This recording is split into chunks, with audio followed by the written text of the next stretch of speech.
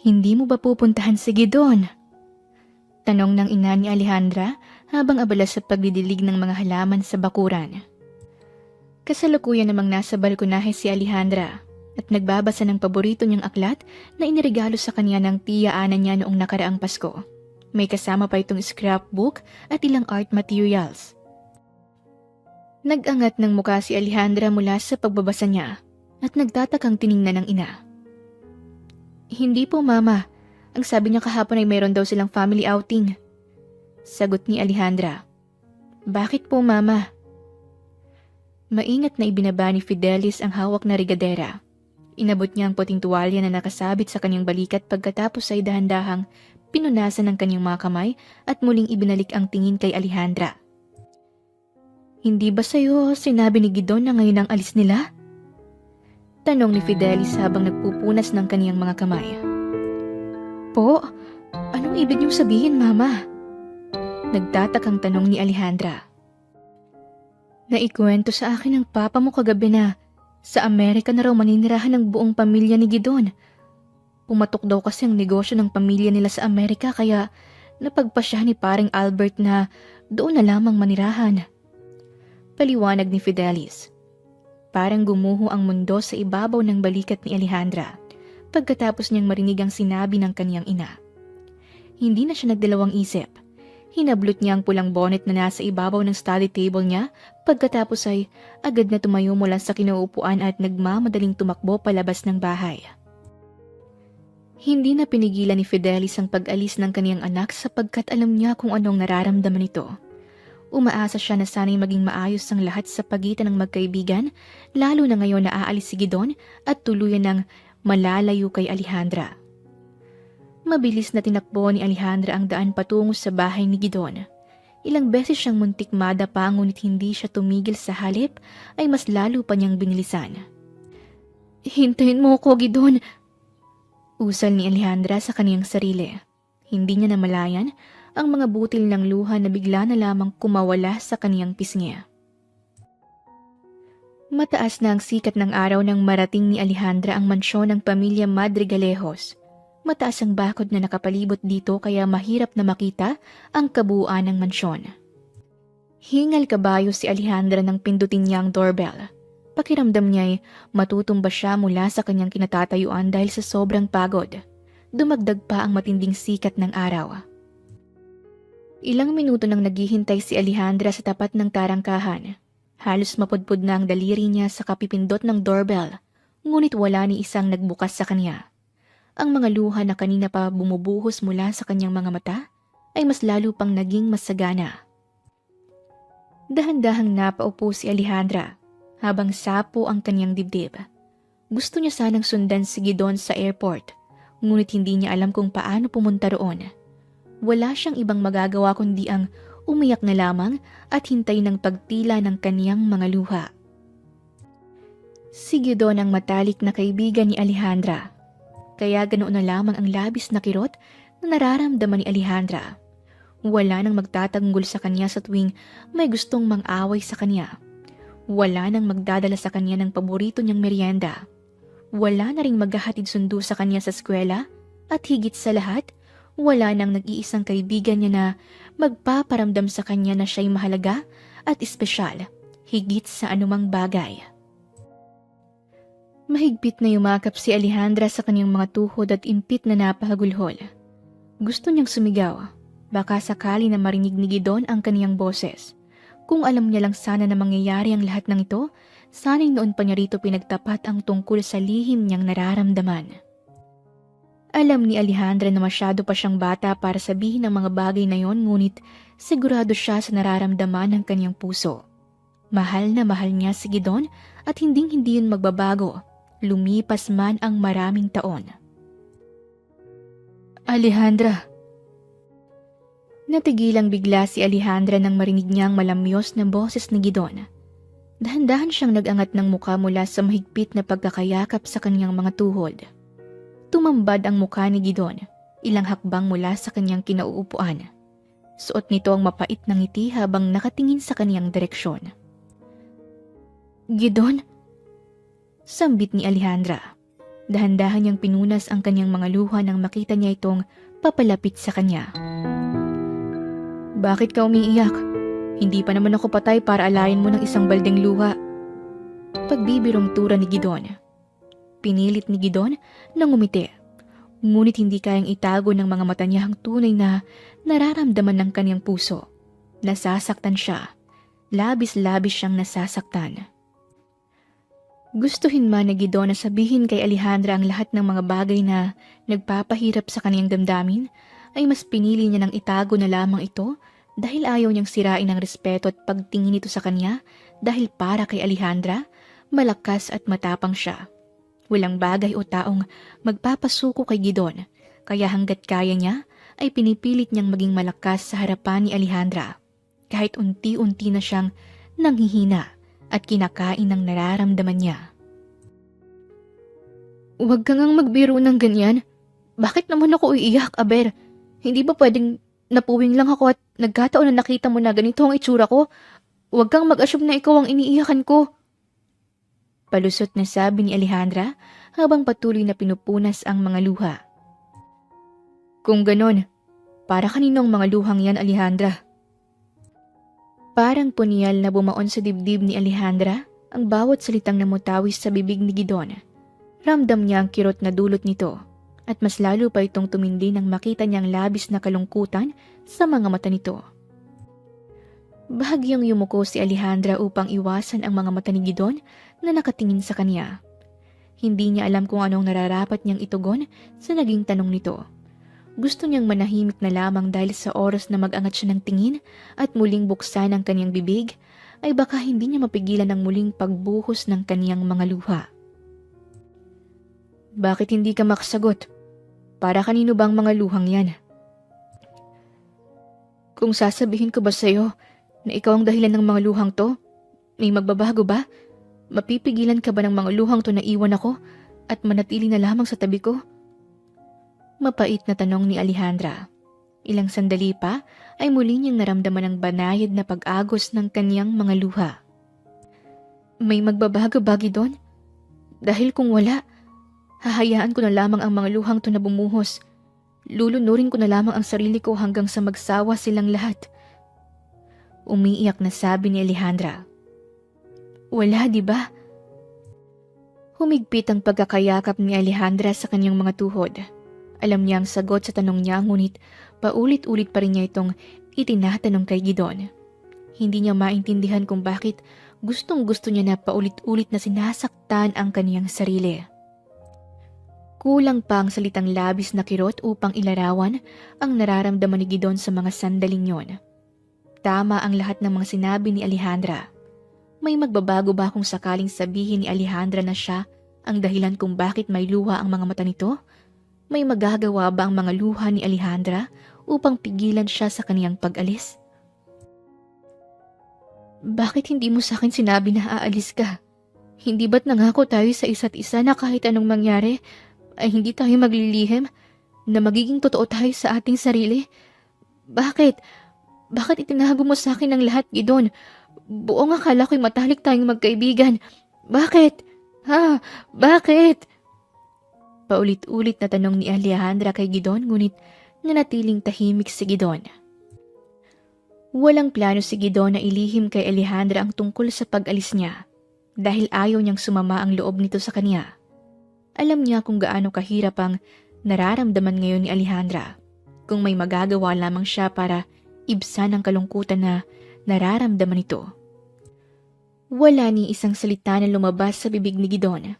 Sa halip ay ikinulong niya si Alejandra sa kaniyang mga bisig. Damang-dama ni Alejandra ang mainit na yakap ni Gidon, ngunit hindi ito naging sapat upang ibsan ng kirot ang nararanasan niya. Sa halip ay mas lalo lamang itong nadaragdagan sa bawat segundo na lumilipas. Wag na wag mong iisipin na may nagbago sa akin, na may nagbago sa atin. Alam mo kung gaano ka kaimportante sa buhay ko. Kung pwede nga lang sana na isama kita sa pag-alis namin ay gagawin ko. Mapait na sabi ni Gidon. Unti-unti nang namumuo ang mga luha sa kanyang mga mata. Ayaw ni Gidon na malayo kay Alejandra. kahit isang saglit sa buhay niya. Kung pwede nga lang sana na manatili na lamang siya sa tabi ni Alejandra. Kung pwede nga lang sana na habang buhay silang magkakasama. Ngunit kailangan niyang tanggapin na may mga bagay sa mundong ito na hindi umaayon sa kaniyang kagustuhan kahit ilang beses pa niya itong ipagpumilit. Kung mahalaga ako sa buhay mo, dapat sana'y sinabi mo sa akin ang lahat. Di sana'y napaghandaan ko ang araw na to. Mapait na sambit ni Alejandra habang patuloy na umiiyak. Hindi mo lang alam kung gaano kasakit ang nararamdaman ko. Pakiramdam ko'y kinalimutan mo na ako. Para bang nawala akong bigla sa eksena ng buhay mo.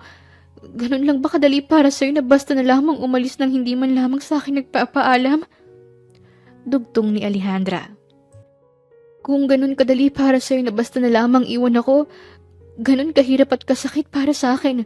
Buong akala ko'y pinapahalagahan natin ang pagkakaibigan natin. Ngunit sa bandang huli parang ako lang may pakialam sa lahat. Dugtong pa ni Alejandra. Parang libo-libong karayom ang bawat salitang namutawi sa bibig ni Alejandra. Sa loob ng halos mahigit 10 taon na pagkakaibigan ni Gidon at Alejandra, ay ngayon lamang si Gidon nasaktan ng ganito. Ang sakit. Walang kasing sakit. Alam mong hindi yan totoo. Patawad kung nagpadala ako sa nararamdaman ko. Ayoko kitang makitang malungkot at umiiyak sa pagalis ko. Baka hindi ko kayanin. Humigpit ang pagkakayakap ni Gidon kay Alejandra habang nakasubsob ang muka sa ibabaw ng balikat nito. Alam ni Gidon na hindi yun ang magandang pagkakataon para sabihin kay Alejandra ang tungkol sa nararamdaman niya. Ngunit ayaw niya nang palampasin ang pagkakataon na ibinigay sa kanya ng langit dahil ilang oras na lamang ang nalalabi bago ang flight nila. Dahan-dahang inilayo ni Gidon ang kaniyang katawan mula kay Alejandra. Pagkatapos ay sinapo ang mukha nito at marahang inangat upang magtagpo ang kanilang mga mata. Mahal na mahal kita. Pangako, pakakasalan kita sa pagbabalik ko. Pangakong binitawan ni Gidon habang mapait na nakatitig sa mga mata ni Alejandra. Sa pagkakataong iyon ay isa-isang nagsilaglagan ng mga luha mula sa kaniyang mga mata. Will you marry me, Miss Alejandra Madrigal? Napuno ng malakas na hiyawan ang buong sulok ng opisina. Hindi may tatago ang kilig at saya sa bawat isa habang nakatuon ang mga mata sa direksyon ni Marky at Alejandra. Napahawak si Alejandra sa kaniyang bibig. Hindi siya lubos makapaniwala nang makita niyang singsing na hawak-hawak ni Marky habang nakaluhod sa kaniyang harapan. Ilang saglit pa ay isa-isang pumatak ang mga butil ng luha sa kaniyang mga mata dahil sa labis na kaligayahan na nararamdaman niya. Sa isang business conference unang nagkakilala sina Alejandra at Marky. Hindi naging maganda ang una nilang pagkikita.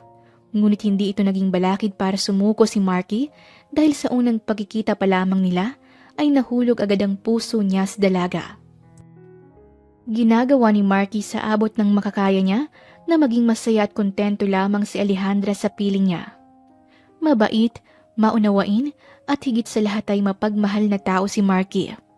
Sa loob ng 1 taon nilang pagsasama, ni minsan ay hindi siya tumingin sa ibang babae. Sa halip, ay mas lalo pa niyang iniibig si Alejandra sa bawat sandali ng buhay niya. Para kay Marky, si Alejandra lamang ang bukod-tanging babae na nais niyang makasama habang buhay. Hindi niya kakayanin sa oras na mawalay ito, kaya ipinangako niya sa kanyang sarili na hinding-hindi siya gagawa ng anumang bagay na ikasisira ng tiwala na ipinagkaloob nito sa kanya. Yes, I do. Hindi na nagdalawang isip pa si Alejandra na tanggapin ang marriage proposal ni Marky sapagkat mahal na mahal niya ito. Isa pa, matagal na rin nila itong pinagplanuhan.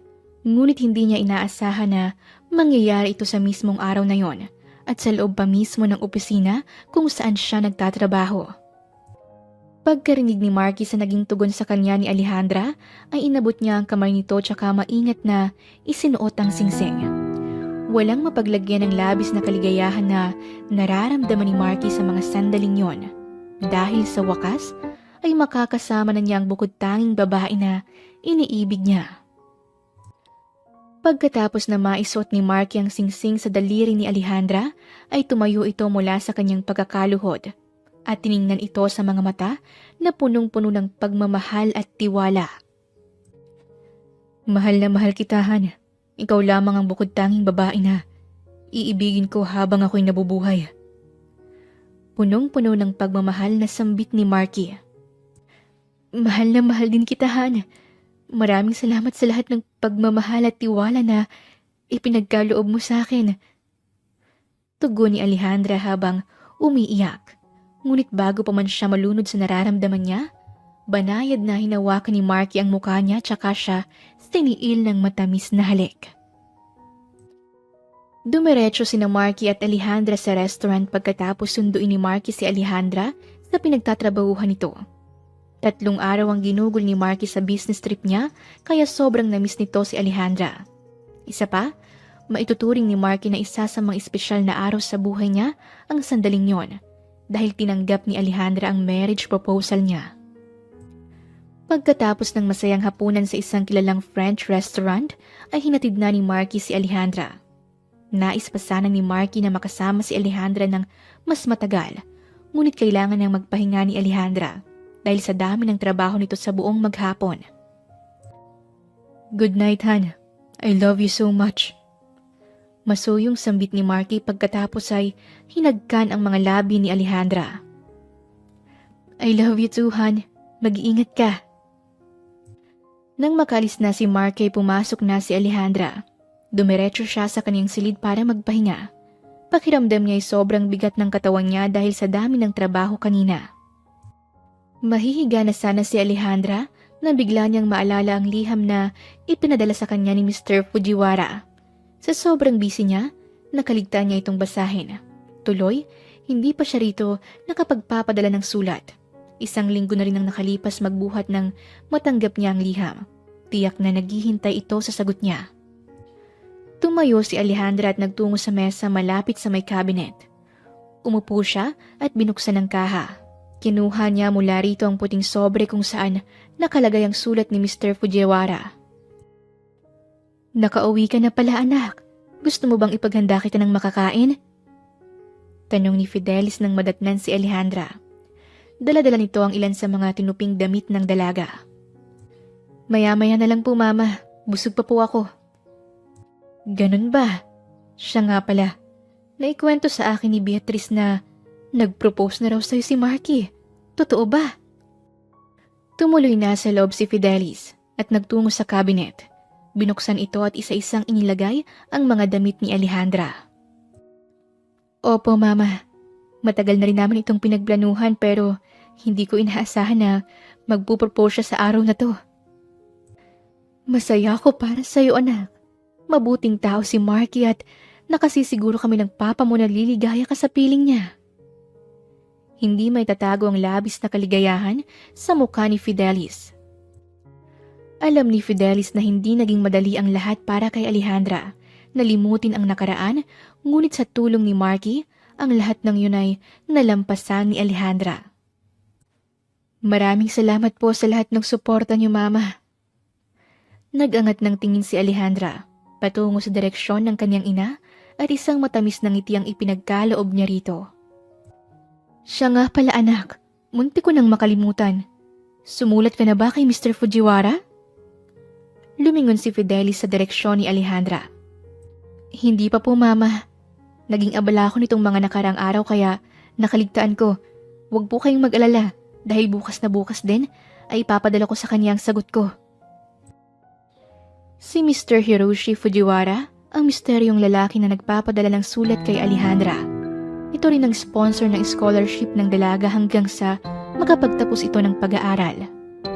Walang ibang alam si Alejandra tungkol kay Mr. Fujiwara, maliban sa nagmamay-ari ito ng isang ospital sa Thailand. Nais niya sana itong makilala o kahit makausap man lang, ngunit sa tuwing binubuksan niya ang usapin tungkol dito, palagi nitong iniiba ang usapan. O sige, huwag mong kalimutan na ipabot sa kanyang pangungumusta namin ng papa mo. Ipaalam mo rin sa kanyang tungkol sa kasal mo. Saad ni Fidelis. Tiyak na matutuwahin ng gusto. Sige, bababa na ako. Tawagin mo na lamang ako kung kakain ka na. Dugtong ni Fidelis pagkatapos ay lumabas na ng silid. Isang malalim na hininga ang pinakawalan ni Alejandra sa hangin. Pagkatapos ay sumandal siya sa upuan. Tumingala siya at ipinikit ang kaniyang mga mata. Sa totoo lang, hindi sigurado si Alejandra kung dapat nga ba niyang sabihin kay Mr. Fujiwara ang tungkol sa pagpapakasal niya kay Marky. Dahil kung tutuusin, ay wala naman siyang malalim na koneksyon dito. Maliban sa itong nagbibigay noon ng suporta sa pag-aaral niya. Tiyak na hindi ito sa kanya maglalaan ng panahon. Napamulat si Alejandra ng kanyang mga mata nang biglang lumitaw sa isip niyang isang pamilyar na mukha ng lalaki. Ilang sandali pa ay naramdaman niya ang banayad na pag-agos ng mga luha sa kaniyang muka. Suot ang kulay puting damit pangkasal, nakatayo si Alejandra sa harap ng salamin habang pinagmamasdan ang sarili niyang refleksyon. Sa pinakaunang pagkakataon ay ngayon lamang nakita ni Alejandra ang sarili niya sa ganong ayos. Halos hindi niya makilala ang sarili dahil sa laki ng pinagbago ng kaniyang itsura. Palibhas ay hindi siya mahilig mag-ayos ng sarili niya. Kaya kung minsan ay napagkakamalan siyang manang. Kung kaya't gano'n na lamang ang labis niyang pagkabigla nang ipagtapat sa kanya ni Marky ang tungkol sa lihim nitong nararamdaman. Itinuon ni Alejandra ang tingin sa suot niyang damit pangkasal. Hindi pa rin siya makapaniwala na pagkatapos ng mahigit 1 taon ay mauuwi na sila ni Marky sa simbahan. Noon, pangarap lamang niya na humarap sa altar kasama ng bukod tanging lalaki na iniibig niya. Ngunit ngayon ay nabigyan na ito ng katuparan dahil kay Marky. Sobrang mahal na mahal ni Alejandra si Marky ngunit bakit gano'n na lamang ang nararamdaman niya habang nakikita niya ang kanyang sarili sa salamin. Dapat sana'y punong-puno ng saya at excitement ang kanyang mga mata dahil sa wakas ay magsasama na sila. Ngunit sa halip ay labis na kalungkutan ang namamayani sa kanyang dibdib. Sinubukan ni Alejandra na ngumiti ngunit kahit anong pilit ang gawin niya ay hindi niya magawa. Hindi kayang itago ng kanyang ngiti, lalong-lalo na ng mga mata niya ang tunay na nararamdaman ng kanyang puso. Bakit pakiramdam niya tila mayroong kulang sa buhay niya? Para bang sobrang bigat ng dibdib niya at hindi niya alam kung bakit at ano ang dahilan. Tinapik ni Alejandra ng makailang beses ang magkabila niyang pisngi, kasabay ng pagpapakawala niya ng malalim na hininga. Hindi yun ang tamang panahon para pairalin niyang nararamdaman niya, sapagkat yun ang pinaka-espesyal na araw sa buhay niya. Ayaw niyang masira ang araw na yon nang dahil lamang sa nararamdaman niya na wala namang katuturan. Ihahakbang na sana ni Alejandra ang mga paa niya patungo sa pinto nang makita niya ang kulay pulang pouch na nasa ibabaw ng mesa niya. Buong akala niya ay naiwala niya ito noong lumipat sila ng bahay. Naglakad si Alejandra patungo sa mesa at nang matapat na siya rito ay kinuha niya ang pouch at binuksan ito. Mas lalong nadagdagan ng bigat na nararanasan ng dibdib niya nang makita niya ang laman nitong singsing. Mga masasayang alaala na bumabalik sa kanyang gunita. Happy birthday, anak! Unti-unting namuo ang luha sa gilid ng mga mata ni Alejandra nang salubungin siya ng kanyang mga kaibigan at kamag-aral. Bit-bit ang iba't ibang kulay ng lobo.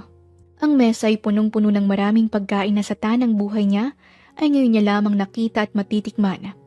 Maya-maya pa ay lumabas ang mama at papa niya, dala-dala ang isang malaking kahon at kulay rosas na cake.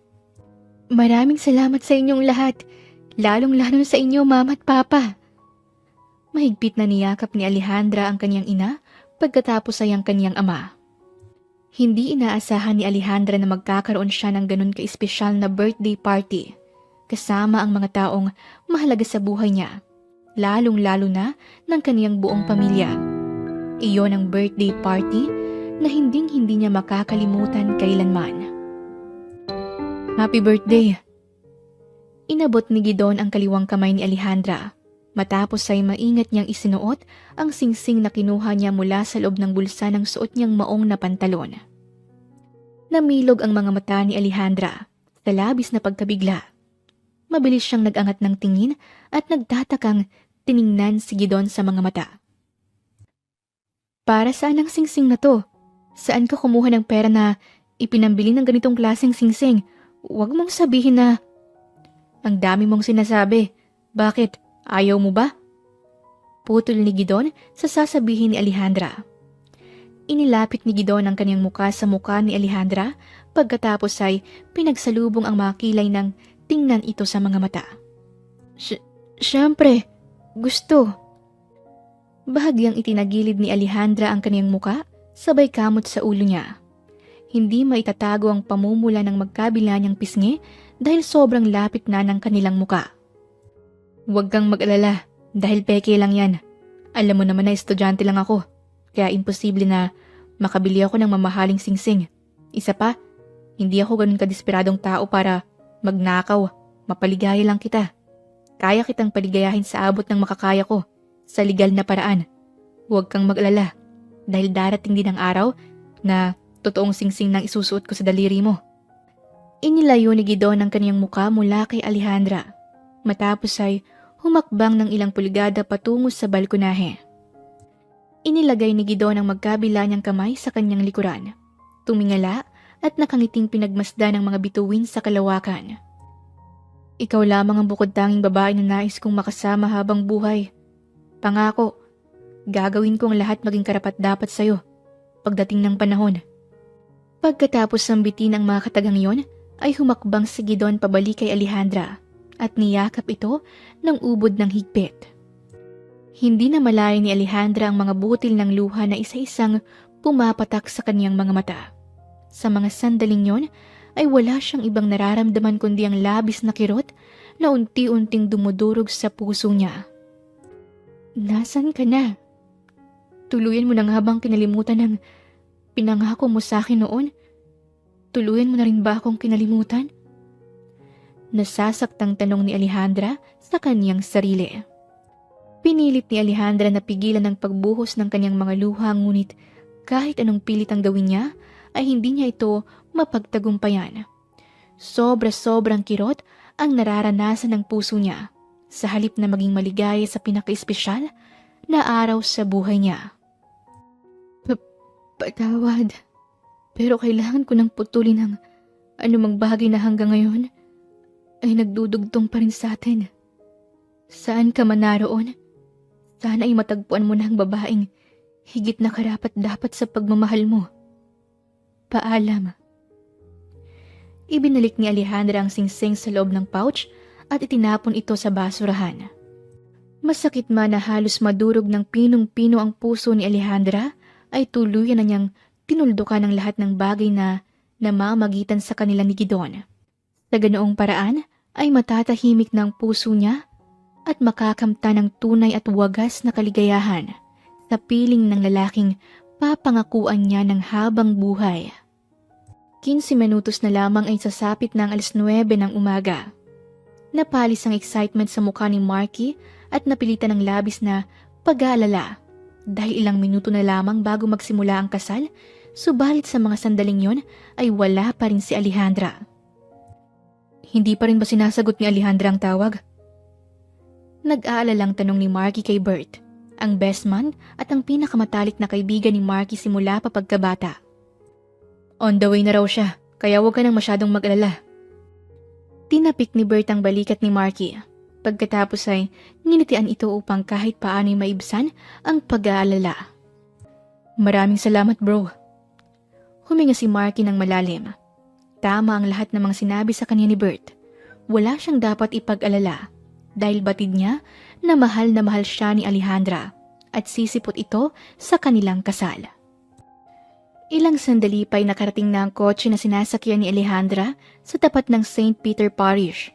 Dito magaganap ang kasal nila ni Marky. Sumilip muna si Alejandra sa bintana ng kotse tsaka huminga ng malalim. Sigurado siya na kanina pa siya hinihintay ng lahat, lalong-lalo na ni Marky. Maraming salamat po Manong Romy. Walang anuman po ma'am.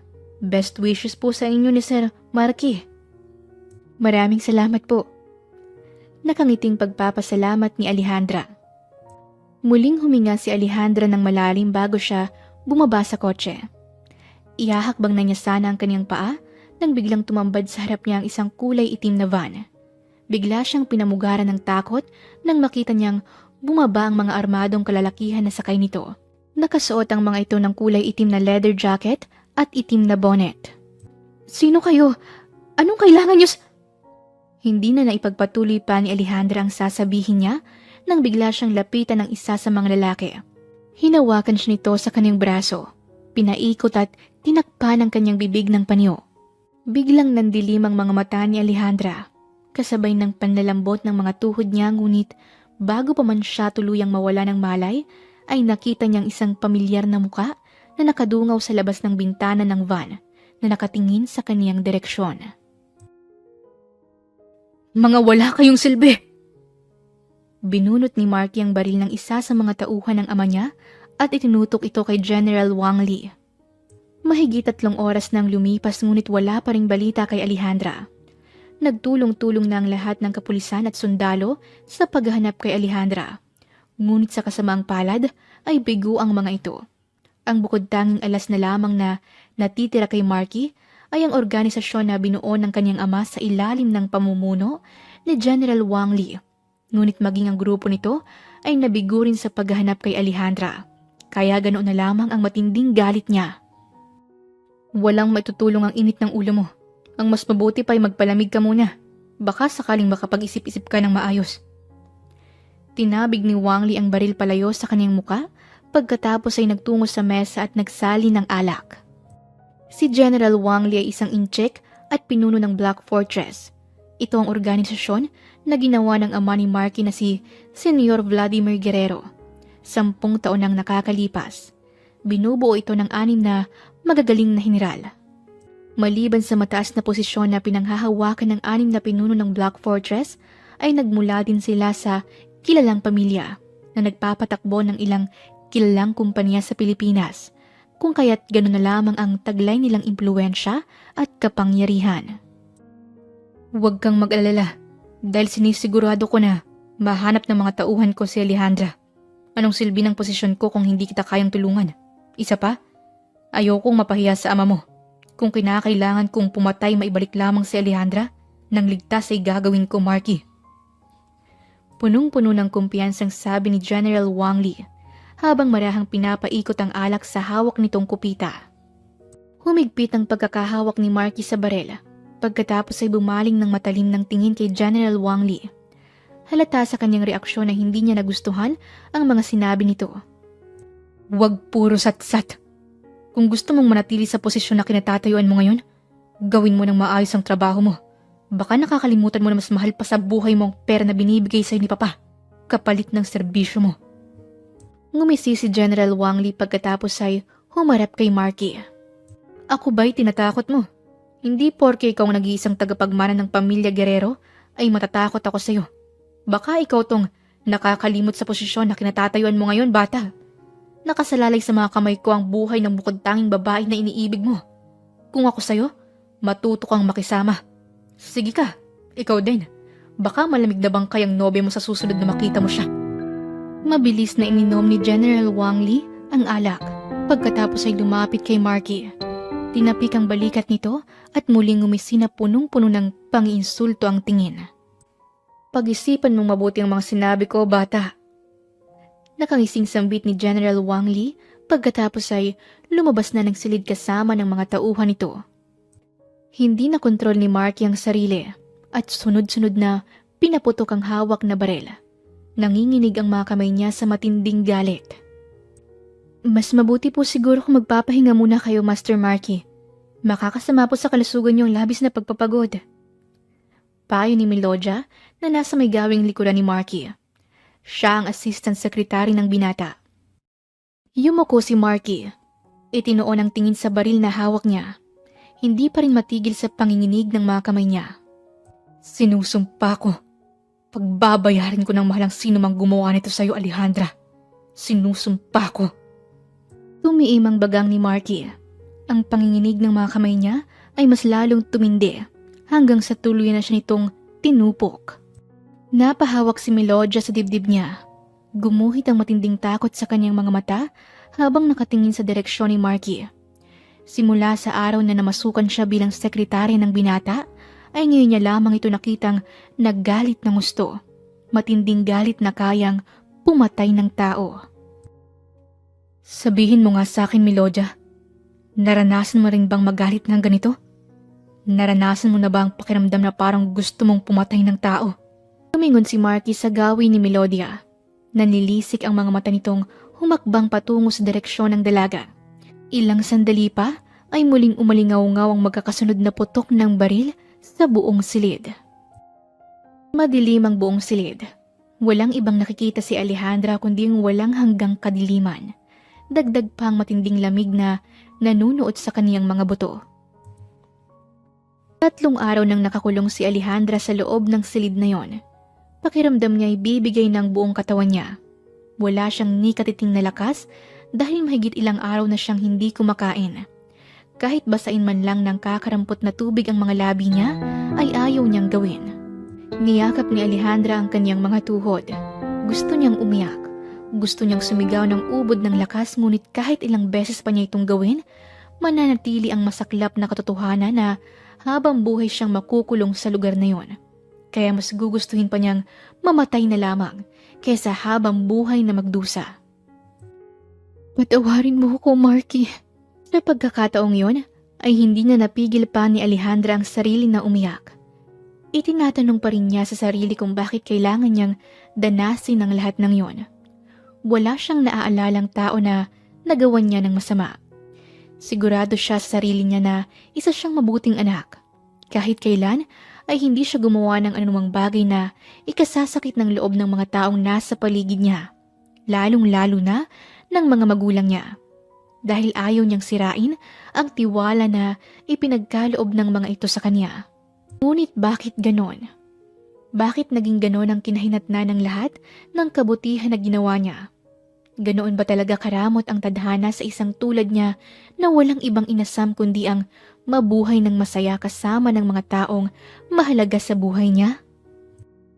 Pinunas ni Alejandra ang mga luha niya nang marinig ang mga mabibigat na yabag patungo sa silid na kinaroroonan niya.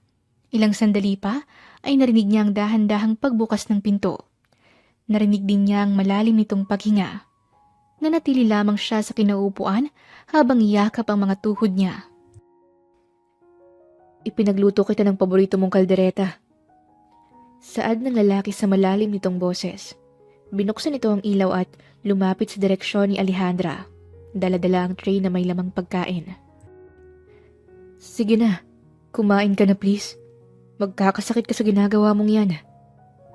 Lumuhod ang lalaki sa isang tuhod niya.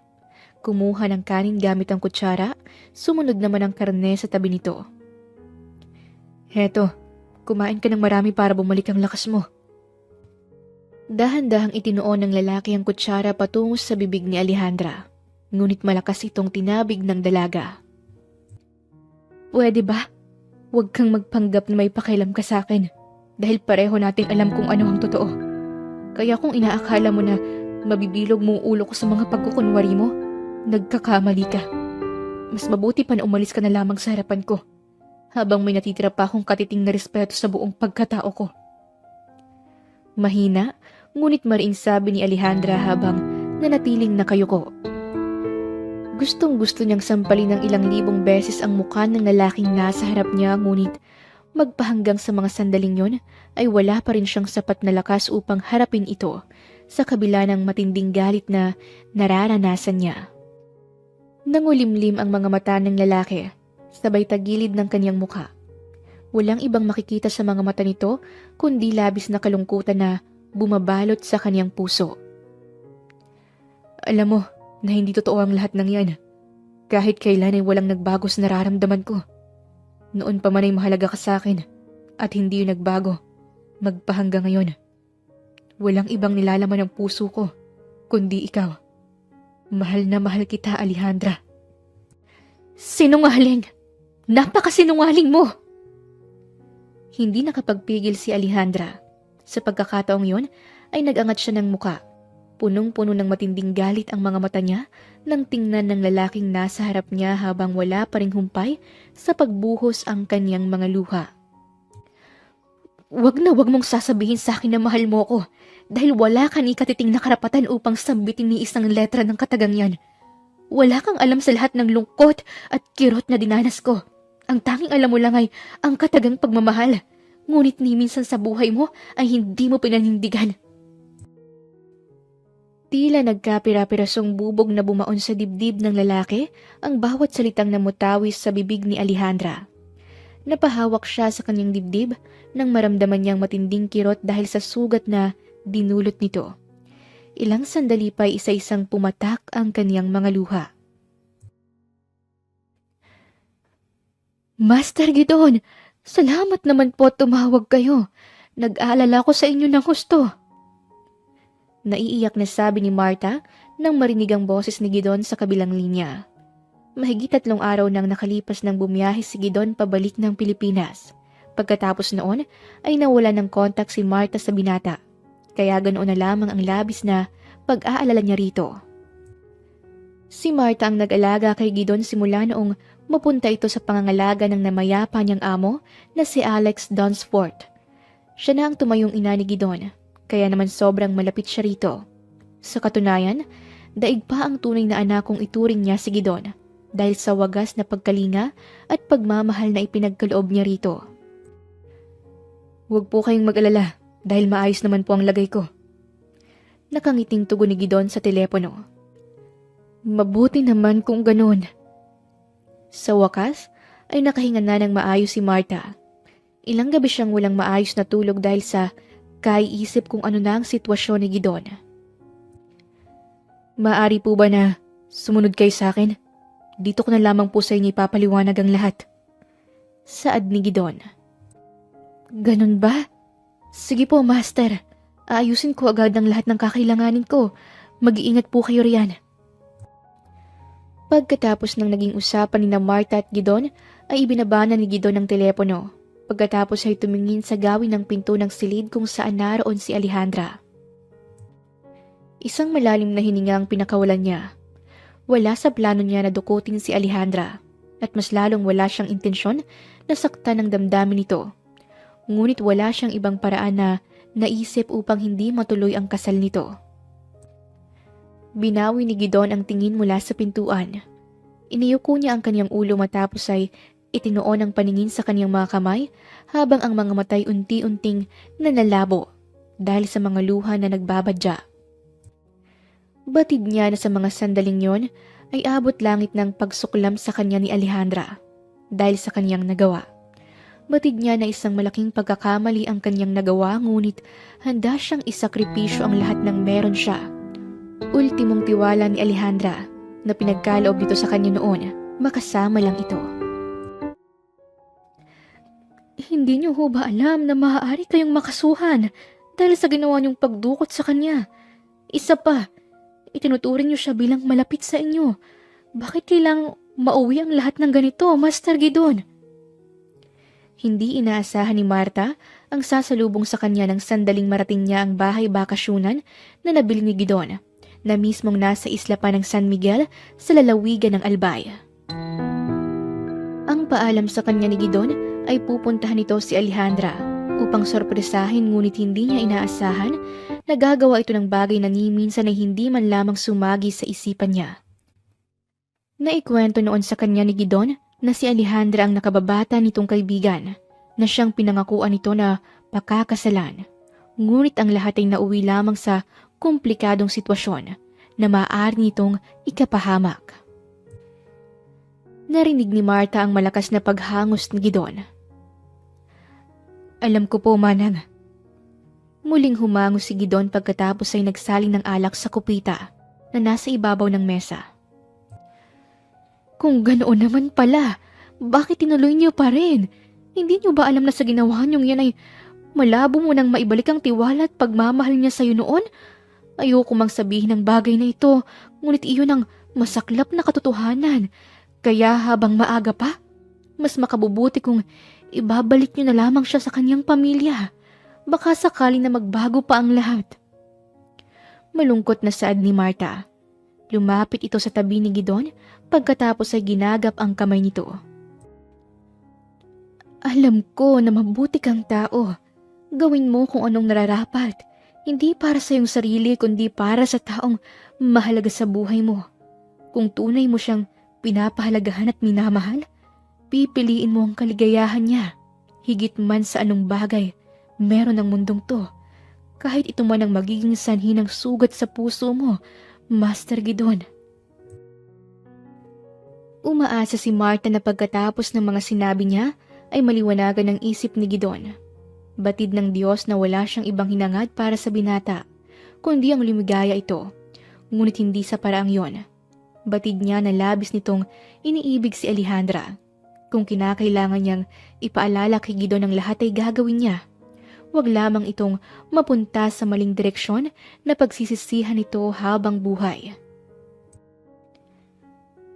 Ang sabi sa akin ni Gidon ay ilang araw ko na daw na hindi kumakain. Sa ginagawa mong iyan ay magkakasakit ka. Baka butot balat ka na lamang sa sandaling makaalis ka sa lugar na ito. Dala-dala ni Marta ang tray na may lamang pagkain. Tulad ng inutos ni Gidon, ipinagluto niya si Alejandra ng paborito nitong kaldereta. Sinamahan din niya ng hinog na mangga na galing mismo sa bakuran. Ayon kay Gidon, matamis daw ang manggang yon at tiyak na magugustuhan ni Alejandra dahil isa ito sa mga paborito nitong prutas. Nanatili si Alejandra na nakayuko habang yaka pa rin ang kanyang mga tuhod. Naririnig niya ang boses ng babae sa may pintuan ngunit hirap ang isip niya na iproseso ang lahat ng mga sinasabi nito. Hindi na rin siya nakakaramdam ng gutom. Maging ang bawat bahagi ng katawan niya ay hindi na rin niya nararamdaman. Sinyalis na ba ang lahat ng yon na malapit na siyang magpaalam? Ngunit paano ang kanyang ina at ama? Paano si Marky? Paano ang lalaking iniibig niya? Paano ang mga taong naghihintay sa kanya kung tuluyan na siyang mamamaalam sa mundong ito? Huwag kang matakot. Hindi kita sasaktan. Mahigpit na niyakap ni Marta si Alejandra. Isang mapait na ngiti ang umukit sa mga labi ni Marta. Batid niya na hindi sapat ang mga bisig niya ngunit kahit paano'y batid niya na magagawa nitong ibsan ang paghihirap na nararanasan ni Alejandra. Hindi na malayo ni Alejandra ang mga luha niya na nagsitakas habang nakasubsob ang kanyang muka sa dibdib ni Marta. Biglang naalala ni Alejandra ang kanyang ina nang sandaling madama niya ang init na nagmumula sa mga bisig ni Marta. Mama! Impit na napahagulhol si Alejandra. Sobrang nangungulila na siya sa kaniyang mga magulang. Kung kapiling niya lang sana ang mga ito sa mga sandaling yon, hinding-hindi niya mararanasang mag-isa. At higit sa lahat, hinding-hindi niya mararanasan ang kawalan ng pag-asa. Kung sakaling may kailangan ka, huwag kang mahihiyang magsabi. Narito lamang ako handang umalalay sa'yo hanggang sa umayos na ang lahat. Nakangiting wika ni Marta. Pagkatapos ay dinampot ang tray sa ibabaw ng side table. Hindi niya inaasahan na mauubos ni Alejandra ang lahat ng pagkain na inihanda niya para dito. Tiyak na matutuwa si Gidon kapag nalaman nito na kumain na ang dalaga. Sige, lalabas na ako. Palabas na sana ng silid si Marta nang biglang magsalita si Alejandra. Maraming salamat po sa lahat. Mahinang sambit ni Alejandra habang nakatagilid ang ulo. Nasa kama siya at katatapos lamang kumain. Muling sumilay ang ngiti sa mga labi ni Marta pagkatapos nitong marinig ang sinabi ng dalaga. Walang anuman. Masaya ako na kahit paano'y nagkaroon ako ng silbi sa mga taong mahalaga sa buhay ni Master Gidon. Lumingon si Marta sa direksyon ni Alejandra. Maniwala ka man o hindi, walang masamang intensyon si Master Gidon. Wala siyang ibang hinangad kundi ang makasama ka. Mahal na mahal ka niya nang higit pa sa buhay niya. Batid ko na wala ako sa posisyon para sabihin sa iyo ang lahat ng to. Ngunit yun ang totoo. Maituturing na mabigat na pagkakasala ang nagawa niya.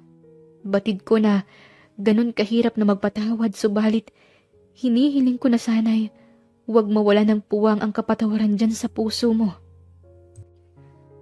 Pagkatapos sabihin ng mga salitang yon, ay tumalikod na si Marta at lumabas na ng silid baon ng pag-asa na sana'y magkaayos na sina Alejandra at Gidon.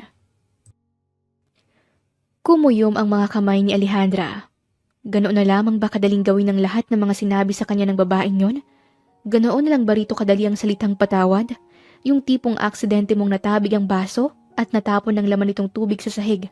Kay daling punasan ng tubig ngunit ganun kahirap na buuhing muli ang baso na nagkapira-perso.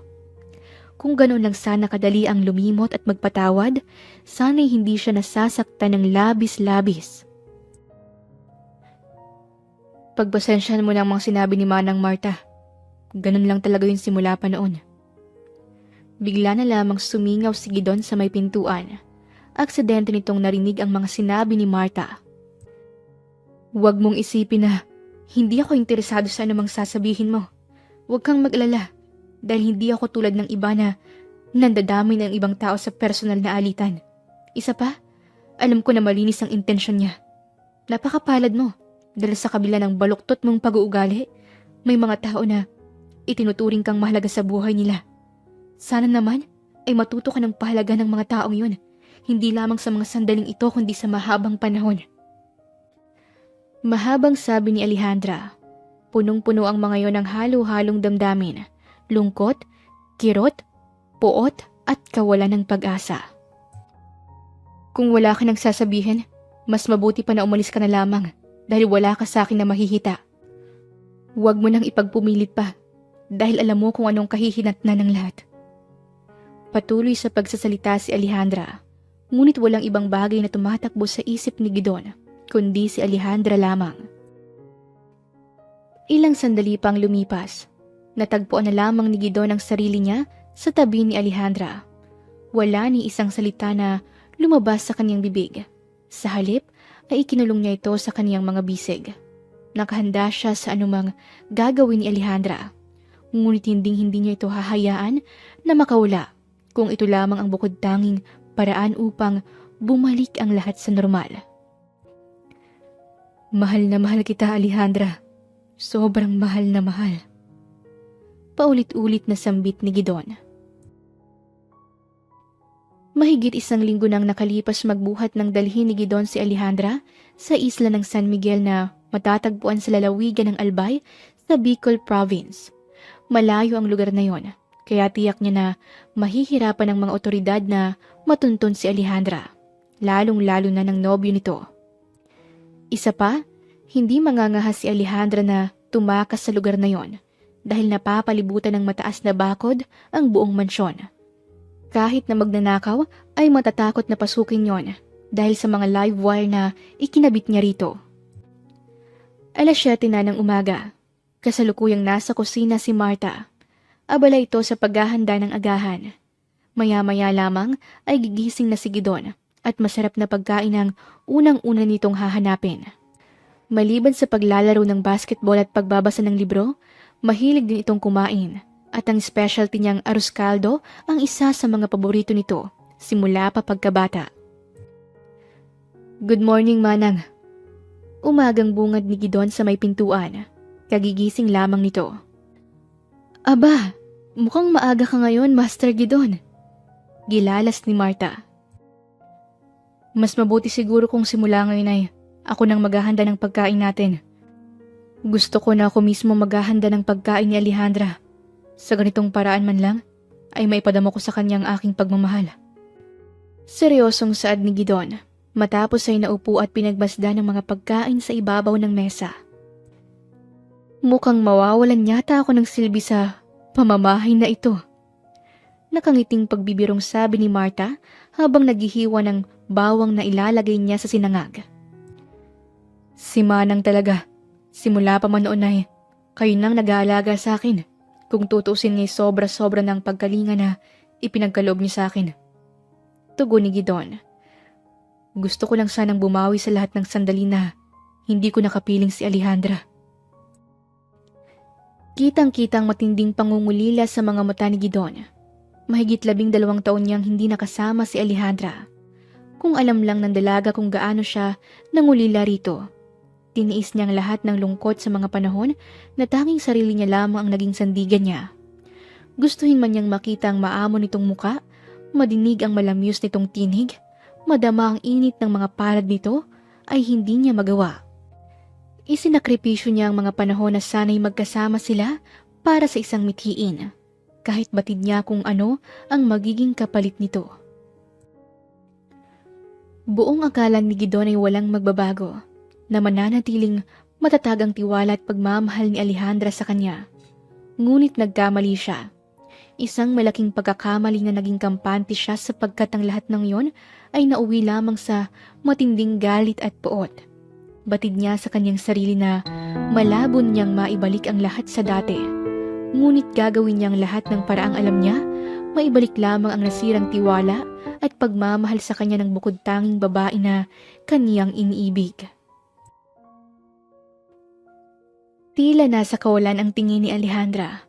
Nakadungaw siya sa labas ng bintana habang pinagmamasdan ang palubog na araw. Mahigit 1 linggo na siyang nakakulong sa lugar na yon, ngunit pakiramdam niya ay tila mahabang panahon na. Gusto niyang isipin na ang lahat ng mga nangyayari ay bahagi lamang ng isang masamang panaginip. Ngunit sa tuwing pagmulat ng kanyang mga mata, ang mukha ni Gidon ang palaging bumubungad sa kanya. Magpahanggang sa mga sandaling yon ay hindi pa rin niya sukat akalain na sa dinami-rami ng tao sa mundong to, bakit si Gidon pa? Bakit ang bukod tanging lalaki na pinagkatiwalaan niya noon ang siyang dumukot sa kanya? Bakit ang bukod tanging lalaki pa na itinatangi at iniibig niya noon ang rason kung bakit labis-labis na pagkamuhi ang nararanasan ng puso niya? Gusto niya nakalimutan na lamang ang nararamdaman niya, ngunit hindi niya kaya. Hindi niya kayang kalimutan at patawarin si Gidon. Mas maganda kung sa beach natin panonoorin ang sunset. Ano sa tingin mo? Dumiretso na sa loob ng silid si Gidon matapos ay tumayo sa may likuran ni Alejandra. Naalala mo pa ba ng mga bata pa tayo? Sa tuwing bibisita tayo kina Uncle Sam, inaabot tayo ng gabi sa may dalampasigan. Ayaw mo pa nga nung bumalik kahit sobrang namumuti ng mga labi mo sa lamig. Natatawang sabi ni Gidon ngunit hindi man lamang umimik si Alejandra. Sana, maulit muli ang mga sandaling. Hinding-hindi na mauulit ang sandaling yon. Kaya kung ako sa'yo, mas mabuti pa nakalimutan mo na lamang ang pangarap mong yan dahil masasaktan ka lang. Ano man ang nangyari noon, mananatili na lamang silang mapait na alaala na hinding-hindi ko na nanaisin pang balikan. Putol ni Alejandra sa sasabihin sanang ni Gidon. Matapos ay humarap ito na wala ni anumang reaksyon sa muka at basta na lamang dinaanan ng binata na tila ba walang nakita at naramdaman. Ang kaninang matamis na ngiti sa mga labi ni Gidon ay biglang napalis. Ang bawat salitang binitawan ni Alejandra ay tila malakas na alon na paulit-ulit na humahampas kay Gidon hanggang sa tuluyan na siya nitong nilamon patungo sa pusod ng tila walang hanggang kirot at paghihinagpis. Ngunit sa halip na magmukhang kaawa-awa sa paningin ni Alejandra, pinilit ni Gidon na ngumiti. Hanggat kaya niya, hanggat kaya ng puso niya na labanan ang nararanasan niya. Pipilitin niyang maging malakas. Pipilitin niyang maging matibay para sa bukod tanging babae na iniibig niya. Hinding-hindi ako susuko. Mahal na mahal kita. At handa akong maghintay kahit paulit-ulit mo akong pagtulakan palayo. Handa akong kumapit. Handa akong sumugal. Hindi man ngayon, ngunit nakakasigurado ako na darating din ang tamang panahon na manunumbalik ang tiwala at pagmamahal mo sa akin noon, Alejandra.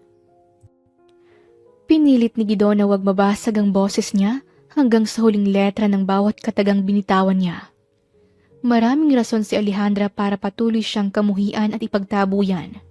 Ngunit tulad niya, marami din siyang rason para patuloy na kumapit sa katiting na liwanag ng pag-asa sa puso niya. Maagang umalis ng mansyon si Marta upang mamili sa bayan.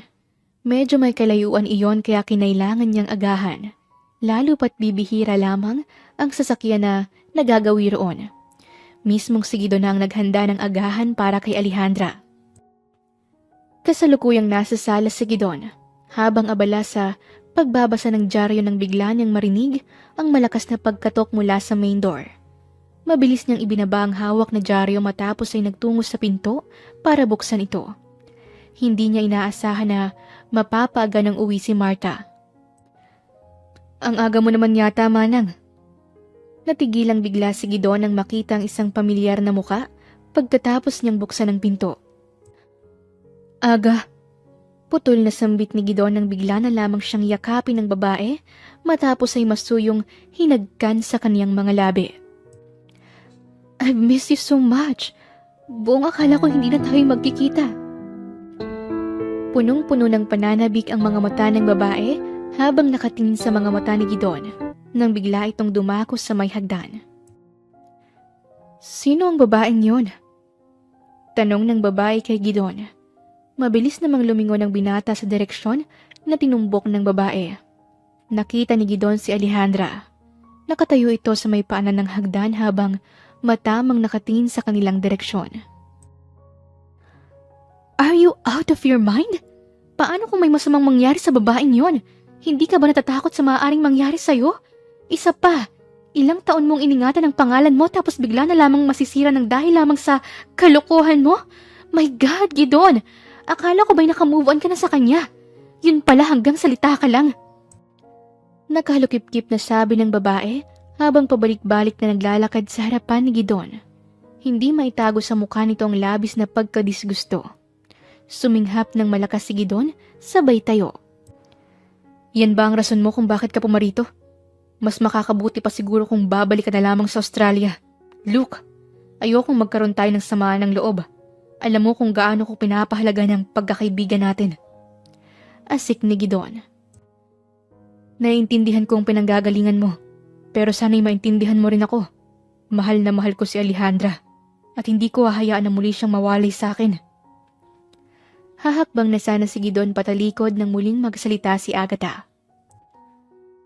"Para saan pa ang lahat ng ginagawa mong yan? Hindi mo ba nakikita ang realidad sa paligid mo? Wala na siyang nararamdaman para sa'yo dahil kung sakali na meron pa, sana'y hindi siya bumitaw sa pangako mo. Kung may natitira pang pagmamahal sa puso niya, sana'y masaya siya ngayon na magkasama na kayo. Subalit wala akong ibang makikita sa mga mata niya kundi labis na kalungkutan at puot. Ikaw ba, Gidon? Masaya ka ba? Masaya ka ba na pinipilit mong ibalik ang damdamin na matagal nang sinira ng kahapon?" Tila malakas na kidlat na tumama sa buong pagkatao ni Gidon ang mga sinabi ni Agatha. Hindi siya nakagalaw kahit konti. Bigla niyang naramdaman ang paninigip ng kanyang dibdib kasabay ng kirot na unti-unti sa kanyang dumudurog. Ngunit hindi niya ito pinapahalata.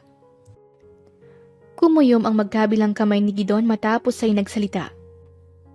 "Ano ba ang alam mo sa lahat ng pinagdadaanan ko para sabihin ng mga bagay na yan?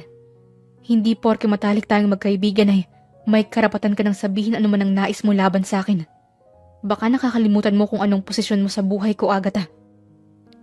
Mariing pahayag ni Gidon. "Nais kong ipaalala sa'yo na kaibigan lamang kita at wala kang karapatan upang husgahan ako at higit sa lahat, wala ka ni katiting na karapatan upang diktahan ang nararamdaman ko. Umalis ka na, bago ko pa makalimutan na magkaibigan tayo." Dugtong ni Gidon. Matapos ay hinakbang na niya ang kanyang paa, ngunit bago pa man niya maihakbang ang kabilang paa, ay daglian siyang hinawakan ni Agatha sa kanyang kamay, matapos ay mabilis nitong inilapit ang katawan at mapusok na hinagkan ang kaniyang mga labi. Napahawak si Alejandra sa kanyang dibdib. Matapos niyang masaksihan ang mga labi ni Agatha na nakaugpong sa mga labi ni Gidon. Bahagya siyang napaatras mula sa kanyang kinatatayuan. Sa hindi niya malamang rason, ay basta na lamang kumawala ang mga butil ng luha sa kanyang mga mata. Isang kakaibang damdamin na ngayon niya lamang naranasan, na kahit anong pilit ang gawin niya, ay hindi niya kayang pigilan. Pasado 3:00 na ng madaling araw ngunit hindi pa rin makatulog si Alejandra. Sa hindi niya malamang rason, ay patuloy pa rin siyang binabagabag ng mga nangyari kanina. Paulit-ulit pa rin naglalaro sa isip niya ang mukha ng babaeng yon habang nakaugpong ang mga labi nito sa mga labi ni Gidon. Nararamdaman pa rin niya ang kakaibang damdamin na yon na nagdulot ng labis na pagkalito sa kanyang isip at dibdib. Napahawak si Alejandra sa kanyang noo, sabay pikit ng kanyang mga mata, nang biglang sumagi sa isip niyang mukha ni Marky. Simula nang mapunta siya sa lugar na yon, ngayon niya lang uli ito naalala.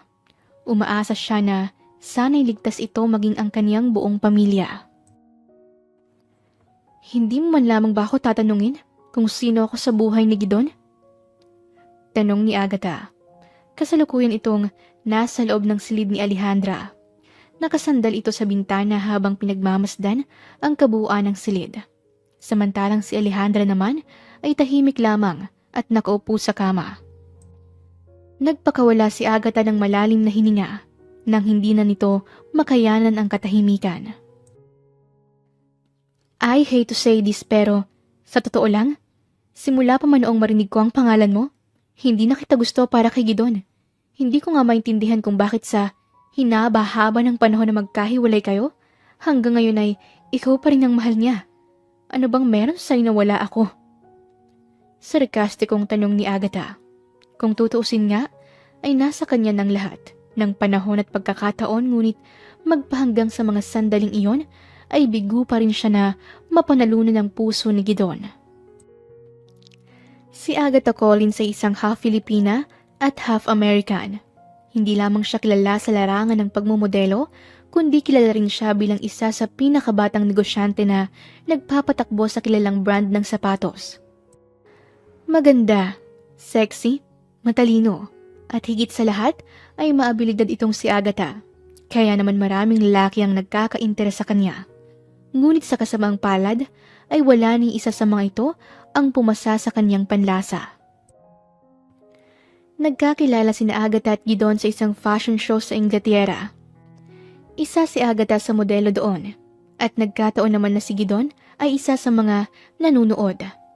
Nahuli agad ni Gidon ang atensyon ni Agatha, kaya mismong ang dalaga ng unang lumapit sa binata. Dahil kapwa nagmula sa business industry, agad na nagkasundo sila.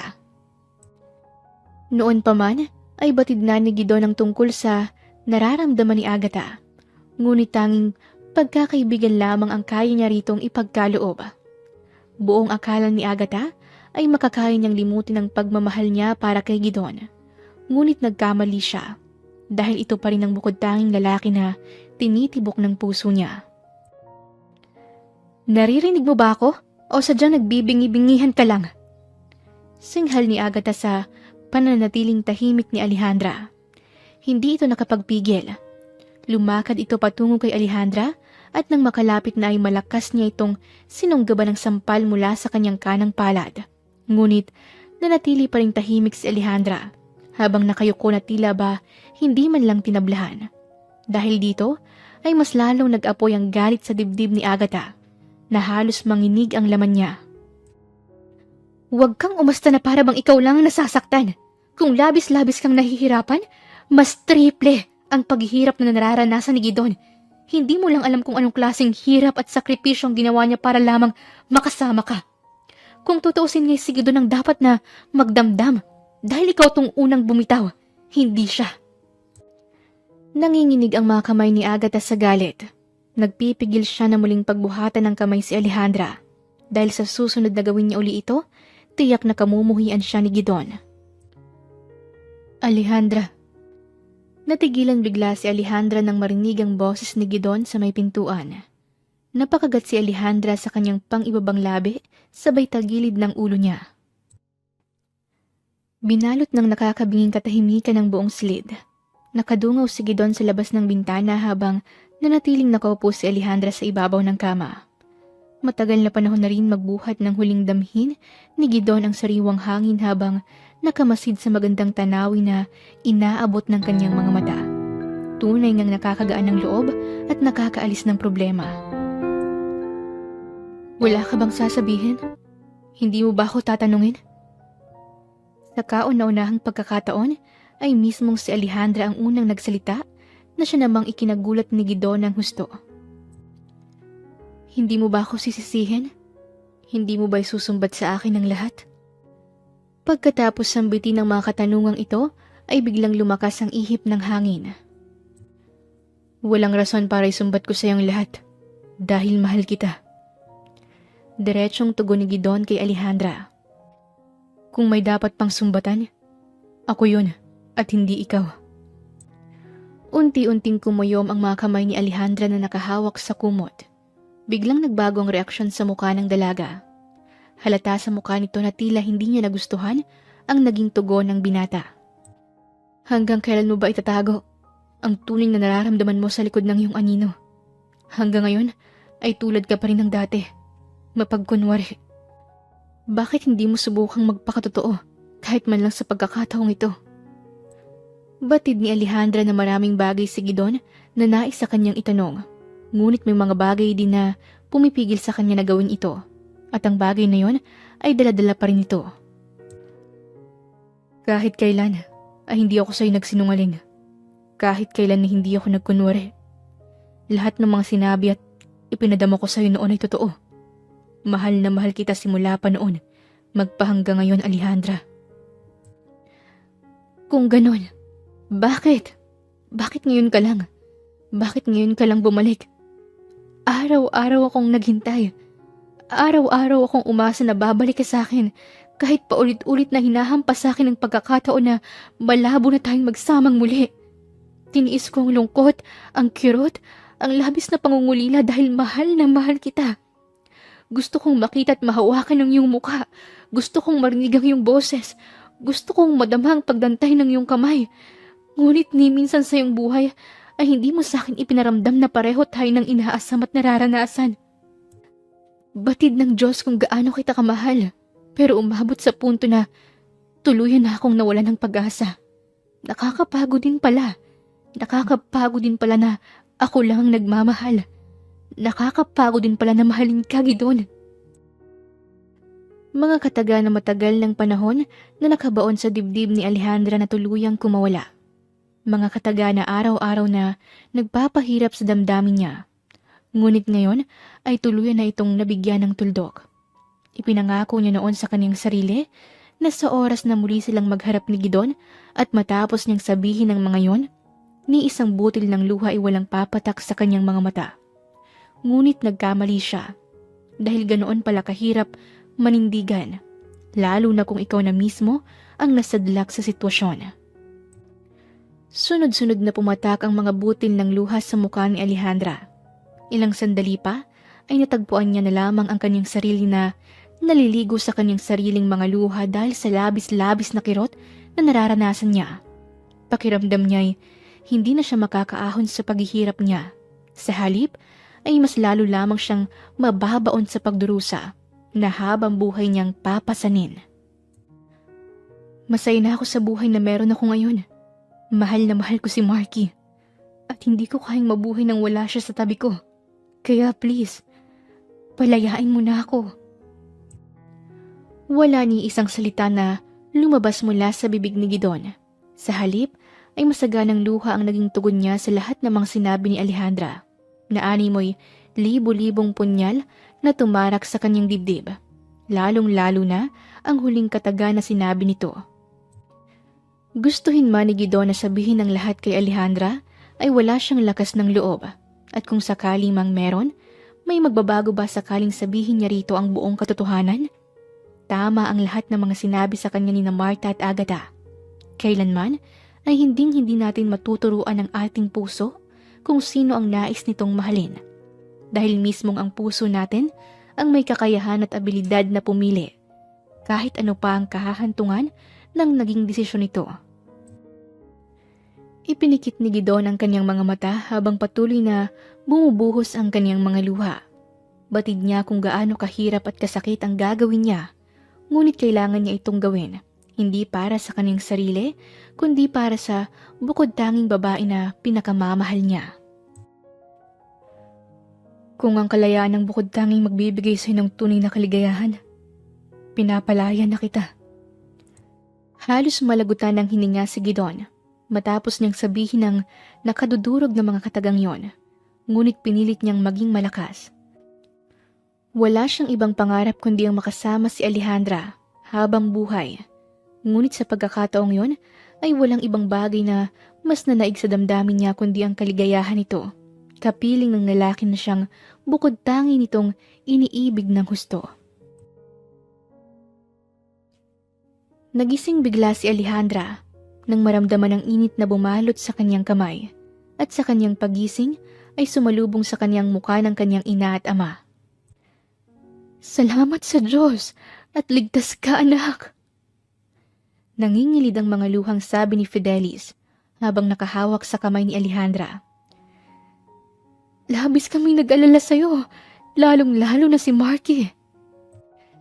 Hindi may tatago sa mukha ng mga magulang ni Alejandra ang labis na kaligayahan dahil ligtas ang dalaga. Mahigit 3 linggong pinaghahanap ng mga otoridad si Alejandra, ngunit bigo ang mga ito na matagpuan ang dalaga. Subalit, kani-kanina lamang bago pumasok si Benjamin sa trabaho, ay nakatanggap ito ng tawag mula sa ospital na pinagdalhan kay Alejandra ng umano'y taong nakatagpo rito. Buong akala ni Alejandra ay nananaginip lamang siya, ngunit totoo pala ang lahat. Totoo nga na nasa harapan niya ang kanyang ina at ama kasama niya. Tuloy na siyang nakawala sa lugar na yon. Sa wakas ay wala na siyang dapat katakutan dahil kasama na niya ang kaniyang buong pamilya. "Kumusta ang pakiramdam mo, anak? May masakit ba sa'yo?" Sunod-sunod na nag-aalalang tanong ni Fidelis. "Huwag po kayong mag-alala dahil okay lang po ako, mama." Tugon ni Alejandra. "Mabuti naman kung ganon. Maya-maya lamang ay nandito na si Marky, anak." Saad ni Fidelis. Isang matamis na ngiti ang naging tugon rito ni Alejandra. Malapit nang sakupin ng dilim ang buong paligid, ngunit hindi pa rin maubos-ubos ang alak na iniinom ni Gidon. Halos naka-6 na bote na ito, ngunit tila hindi pa rin siya tinatablan. Dati-rati ilang shots lang ay umiikot ng paningin niya, ngunit ngayon ay mukhang aabutin siya ng umaga. Marahil ay sadyang ganon ang epekto kapag sugatan ng puso. Masigit na nananaig ang kirot ng sugat kesa pait at tama ng alak sa katawan. Buong akala pa naman niya ay makakalimot siya kahit isang saglit. Ngunit mas lalo lamang niyang naaalala ang lahat, lalong-lalo na ang mukha ni Alejandra. Ang sabi ng doktor ay stable na raw ang lagay ni Alejandra. Kailangan niya raw umano ng sapat na pahinga at masustansyang pagkain para mabilis siyang makarecover. Kaya wala ka nang dapat ipag-alala. Kasama na raw nito ang mga magulang pati na yung sinasabi umanong fiancé nito. Balitang hatid ni Marta.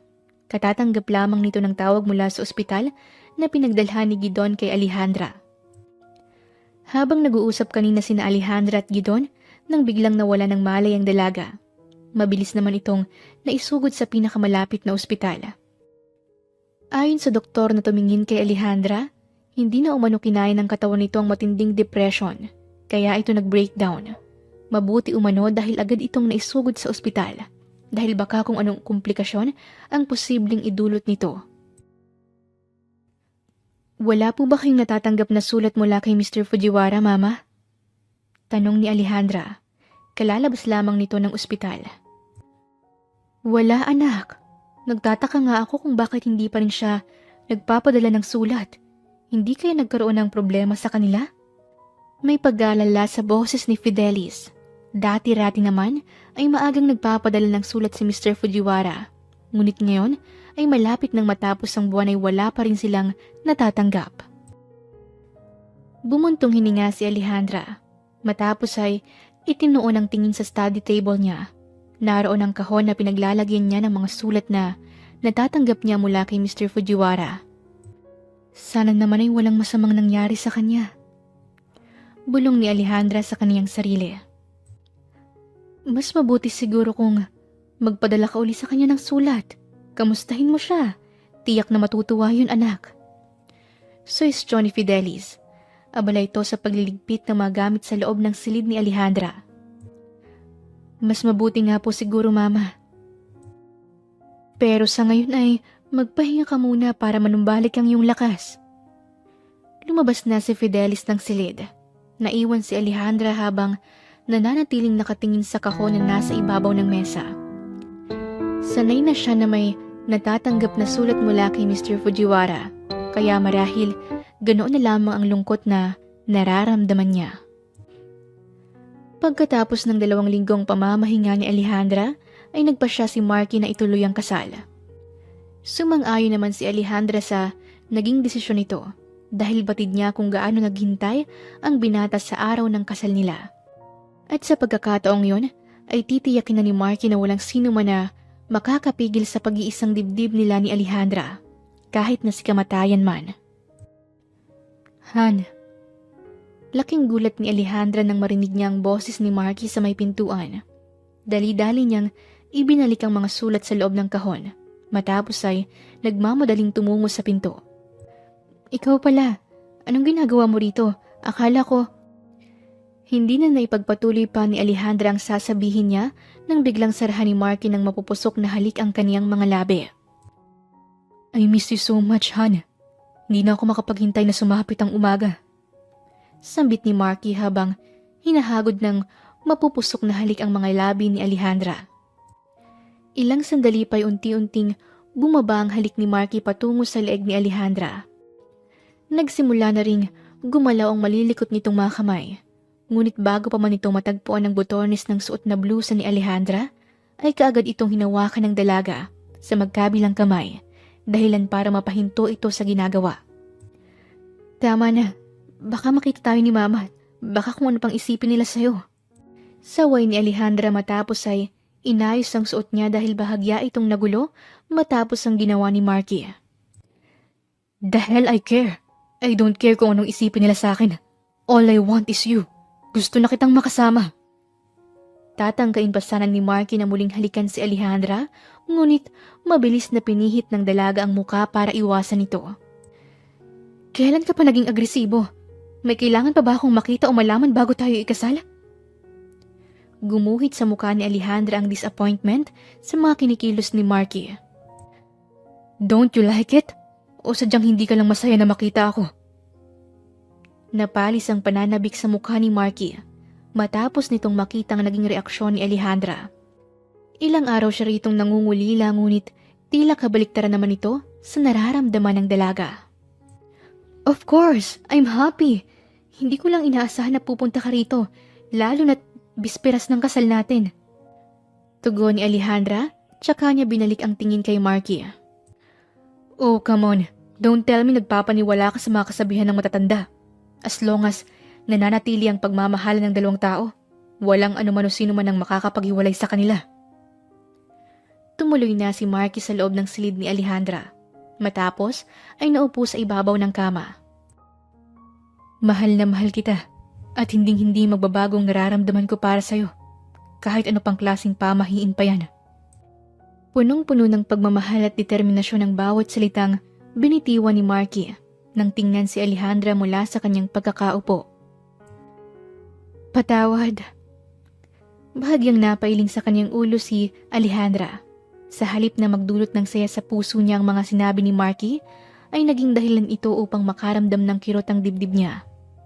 Mahal na mahal niya si Marky, ngunit bakit ganoon ang nararamdaman niya?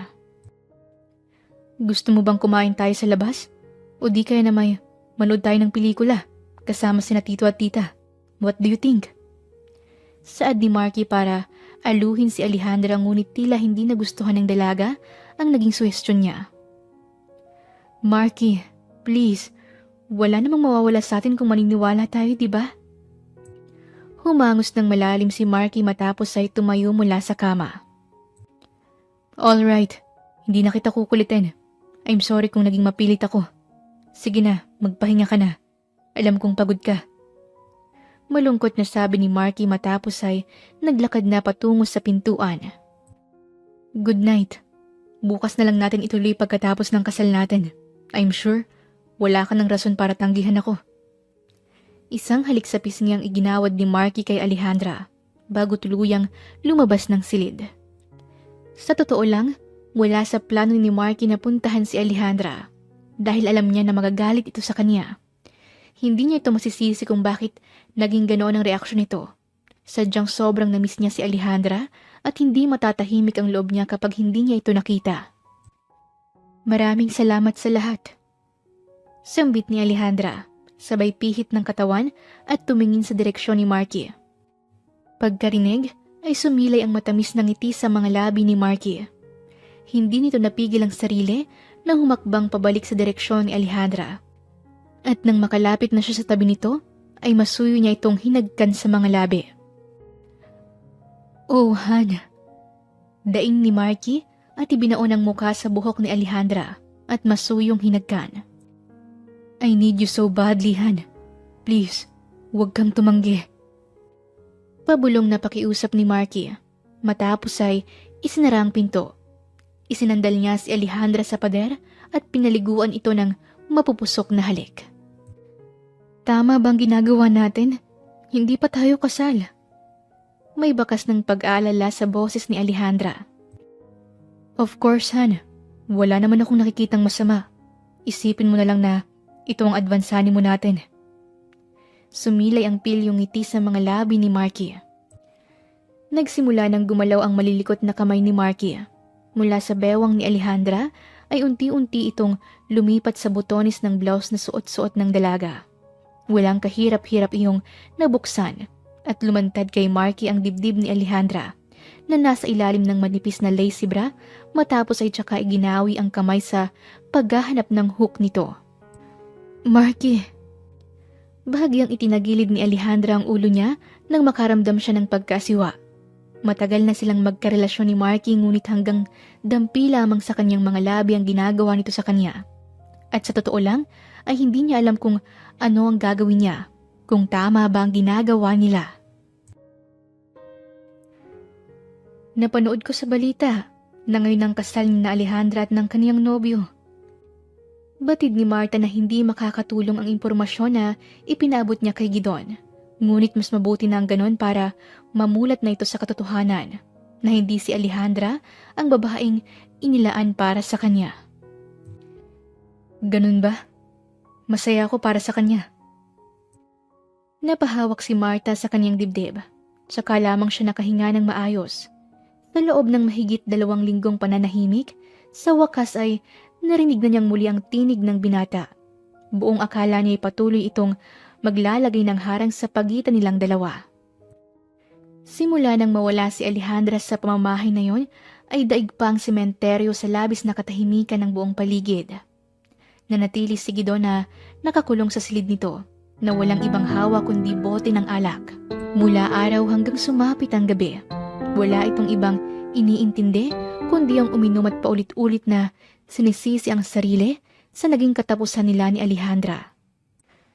"May pabor sana akong naisilingin." Dahan-dahang ibinaba ni Gidon ang bote ng alak na hawak-hawak. Matapos ay tumayo at nagtungo sa malaking aparador na nasa kaliwang bahagi ng silid. Mula sa loob ng aparador ay kinuha niyang isang malaking kahon at maingat na ibinigay kay Marta. "Gusto kong ibigay mo to kay Alejandra. Pakisabi rin sa kanya na wala akong ibang hiling kundi ang lumigay siya." Kasabay ng pagbitiw ni Gidon sa kahon ay unti-unting pamumuo ng luha sa paligid ng kanyang mga mata. Sa loob ng kahon na yon, nakalagay ang lahat ng alaala na iniwan sa kanya ni Alejandra. Nais niyang itago ang mga iyon upang magsilbing matamis na alaala sa bawat sandali na nabubuhay siya sa mundong ito.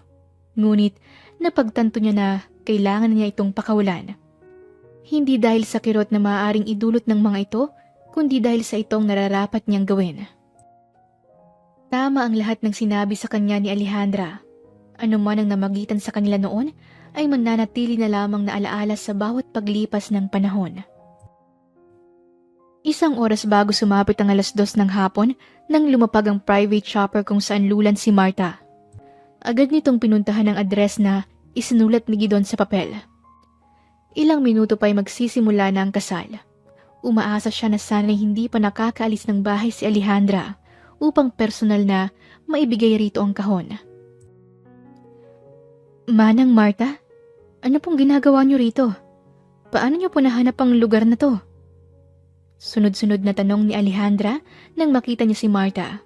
Hindi niya inaasahan na makikita ito, lalo na sa mga sandaling iyon. "Tuloy po kayo." Pinagbuksan ni Alejandra ng pinto si Marta. "Mabuti naman at naabutan pa kita." Humihingal na sabi ni Marta. Muntik pa sana itong maligaw dahil sa dami ng pasikot-sikot sa lugar.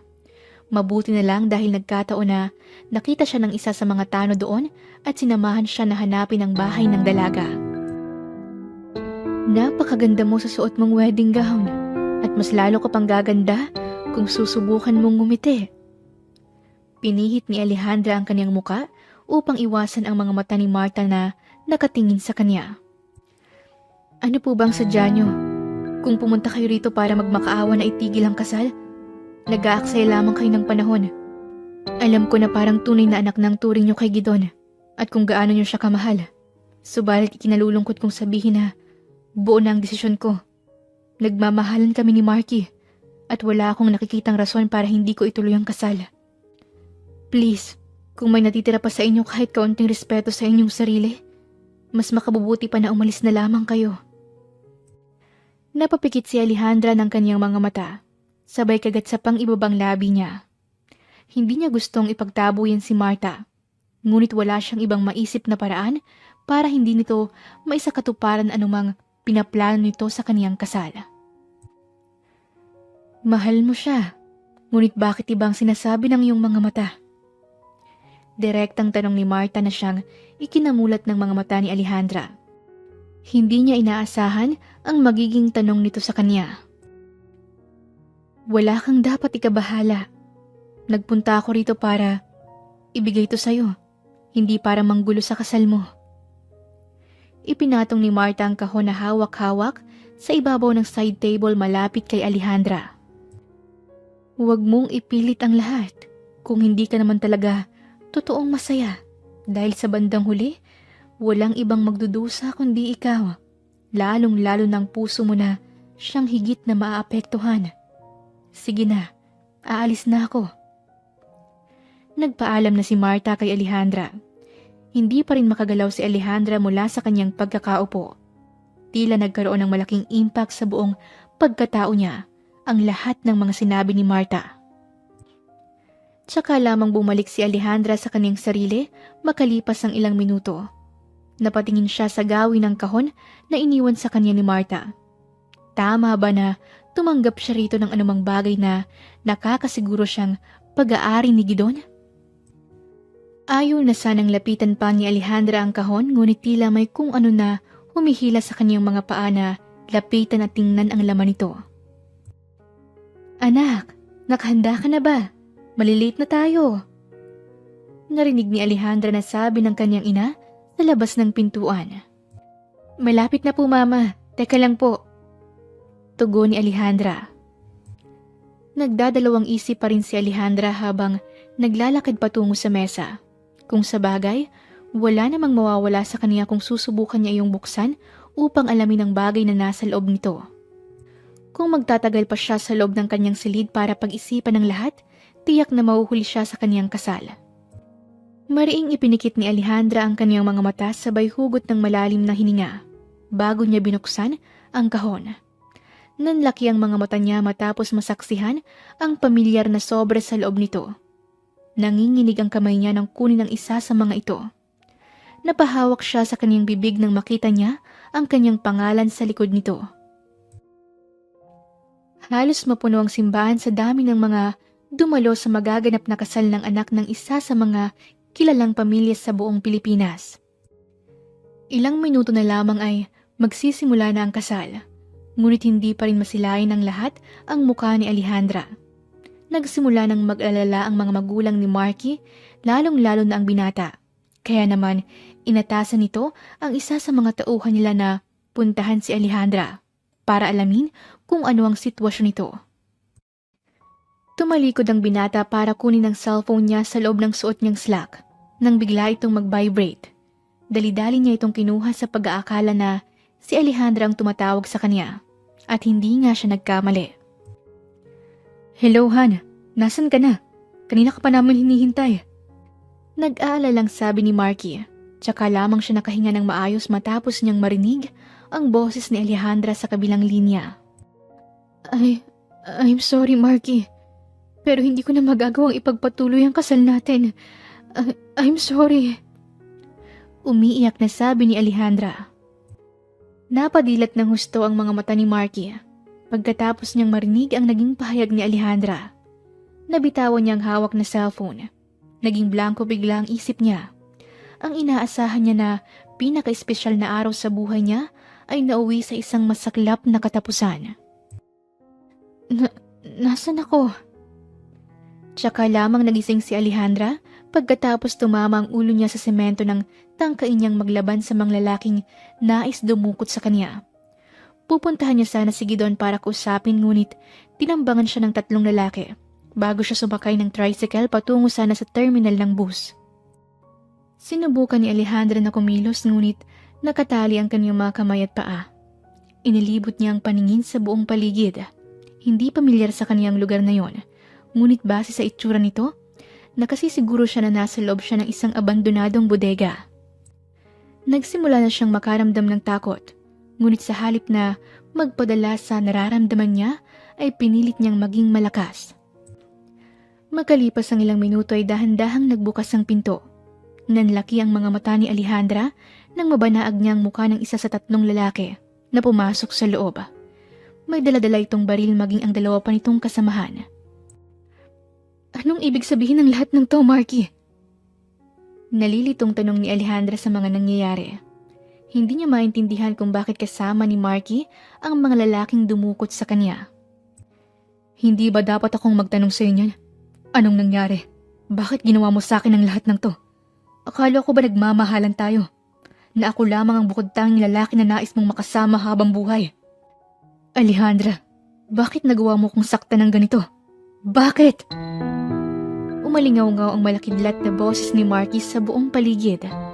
Walang ibang namamayani sa mga mata nito kundi ang magkahalong kirot at puot na tuluyan ng sumakop sa kaniyang puso.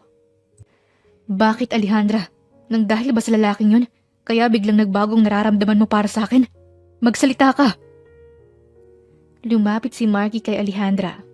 Mariin niya itong hinawakan sa pisngi matapos ay inangat. Bakit hindi ka makapagsalita? Ilang linggo lamang kayo nagsama sa iisang bubong? Agad kang bumigay sa kanya? Kaya ba sobrang hirap para sa'yo na ipagkaloob sa akin ng pagkababae mo? Dahil inilalaan mo ito para sa lalaking yun? Tama ba ako? Magsalita ka! Sa sobrang higpit ng pagkakahawak ni Marky kay Alejandra, ay bumaon ang mga kuko nito sa pisngi ng dalaga, dahilan para mapaluha ito sa sakit. Si Marky mismo ang nakalap ng impormasyon tungkol sa lalaking dumukot kay Alejandra. At ayon sa impormasyon na nakuha niya, ang lalaking ito ay ang nakababatang kaibigan ni Alejandra at umano'y itinuturing nitong unang pag-ibig. Hindi totoo ang lahat ng yan. Alam ng Diyos na totoong minahal kita. Pero ano? Bakit hindi mo sabihin ng diretso sa akin? Sige, doon ang unang lalaking inibig ko. Siya ang nag-iisang lalaki na pinangharap kong makasama habang buhay. Araw-araw kong itinanim sa isip at puso ko na labis-labis ko siyang kinamumuhian sa pag-aakala na tuluyan na niya akong kinalimutan. Ngunit nagkamali ako. Hanggang ngayon ay mahal ko pa rin siya at walang nagbago sa pagmamahal na nararamdaman ko para sa kanya. Lumipas man ng maraming taon sa buhay ko. Kung ganon, higit na mas matimbang ang pagmamahal mo sa kanya kesa sa pagmamahal mo para sa akin. Tila isa-isang humiwalay sa katawan ni Marky ang lahat ng buto sa kanyang katawan. Ang matinding galit na nararanasan niya ay unti-unting humupa. Tuluyang nawala ng buhay ang mga mata nito kasabay ng pagbitiw niya sa mukha ni Alejandra. Napayuko si Alejandra at tahimik na lumuha. Patawarin mo ko sa lahat ng kirot na idinulot ko sa iyo, Marky. Batid ni Alejandra na walang kapatawaran ang kanyang nagawa at nakahanda siya sa anumang kaparusahan na igagawad sa kanya ng langit, kung ito man ang tanging paraan upang makamit niya ang kapatawaran ni Marky. Patawad, Marky. Paulit-ulit na sambit ni Alejandra. Ngunit ang lahat ng yon ay hindi naririnig ni Marky. Tila walang buhay si Marky na naglakad sa gitna ng kawalan habang paulit-ulit na sinasambit ang pangalan ni Alejandra. Nagpa siya si Alejandra na puntahan si Gidon, ngunit ayon sa nagbabantay ng mansyon ay lumipad na raw ito pabalik ng Australia at hindi umano ito alam kung kailan nang balik ng binata. Naisa na ni Alejandra na sulatan si Gidon ngunit nagdadalawang isip siya, lalo na't napaka-importanting bagay ang sadya niya rito. Mas makabubuti sana kung personal niya itong sasabihin para magkaintindihan sila ng maayos. Subalit mukha yatang malabo na bumalik pa ito ng Pilipinas, lalo na't alam nitong ikinasal na siya kay Marky. Sigurado ka na ba sa plano mo na puntahan si Gidon sa Australia? Masyadong malayo ang lugar na yun, anak. Isa pa, hindi tayo sigurado kung saan siya tumutuloy sa Australia. Baka kung anong mangyari sa'yo sa lugar na yun. Nag-aalalang sabi ni Fidelis. Tama ang mama mo. Mas mabuti siguro kung susulatan mo muna siya. Ipaalam mo sa kanyang tungkol sa plano mo, saka ka gumawa ng hakbang kapag naayos na ang lahat. Saad naman ni Fernando. Kasalukuyan silang kumakain ng hapunan nang bigla na lamang nabuo ang desisyon ni Alejandra. Nag-angat ng tingin si Alejandra. Ma, pa, matanda na po ako. Kaya ko na po ang sarili ko, kaya wala po kayong dapat na ipag-alala. Sabay na napahangos ng malalim ang mag-asawa sa sinabi ni Alejandra. Hindi matigil ang malakas na kabog ng dibdib ni Alejandra hanggang sa lumapag ng eroplano na sinasakyan niya. Ito ang pinakaunang pagkakataon na sumakay siya ng eroplano patungong ibang bansa. At sa totoo lang ay hindi niya maiwasang kabahan, lalo na't mag-isa lamang siya. Hindi na nag-aksaya pa ng panahon si Alejandra. Ginamit niya ang lahat ng paraang alam niya, matuntun lamang ang kinaroroonan ni Gidon. Mapalad siya dahil nagkataon na isang Pilipino na nagtatrabaho bilang caregiver ang nakakaalam sa lugar. Sinamahan siya nito hanggang sa matuntun niya ang mansyon na umano'y pag-aari ni Gidon. Makalipas ang mahigit 3 oras na biyahe, ay narating din sa wakas ni Alejandra ang mansyon. Hindi siya lubos makapaniwala na si Gidon mismo ang nagmamay-ari sa malapalasyong bahay na yon. Punong-puno ng paghanga ang kanyang mga mata habang pinagmamasdan ang buong kaanyuan nito. Noon ay isang munting pangarap lamang ito ng binata. Ngunit ngayon ay ito na mismo ang prinsipe ng palasyo na pinaghirapan itong buuhin. Alejandra? Gulat na sambit ni Gidon nang makita ang mukha ni Alejandra pagbukas niya ng pinto. Binalot ng katahimikan ng buong silid. Kapwa nakikiramdam sa isa't isa kung sino ang unang magsasalita. At sa totoo lang, naroon pa rin ang labis na pagkailang ni Alejandra na hindi niya kayang iwasan. Pagkatapos na madiskubre ng dalaga ang buong katotohanan. Hindi niya batid kung may mukha pa siyang ihaharap sa binata. Bagamat punong-puno ng halo-halong emosyon ng damdamin ni Alejandra, ay kailangan niya itong gapihin upang magkaroon ng liwanag ang lahat ng bagay sa pagitan nila ni Gidon. Ngunit ang malaking tanong niya sa sarili ay kung paano at saan siya magsisimula. Dahan-dahang kumuyom ang mga kamay ni Alejandra sa suot niyang palda. Bakit hindi mo sa akin pinagtapat na ikaw at si Mr. Hiroshi Fujiwara iisa? Bakit pinili mo na manahimik na lamang at patuloy na ibaon sa lihim ang lahat? Bahagyang gumaralgal ang boses ni Alejandra, ngunit hindi niya hinayaan ang sarili niya na lamunin ang nararamdaman niya. Dahil sa oras na bumigay siya, tiyak na aagos ang masasaganang luha sa kanyang mga mata. Kailangan niyang maging malakas hanggang sa matapos ang usapan nila ni Gidon. Bakit, Gidon? Kaya pala tila pamilyar ang kaligayahan na nararamdaman ni Alejandra sa tuwing binabasa niyang sulat galing kay Mr. Fujiwara. Dahil mismong si Gidon ang sumulat nito.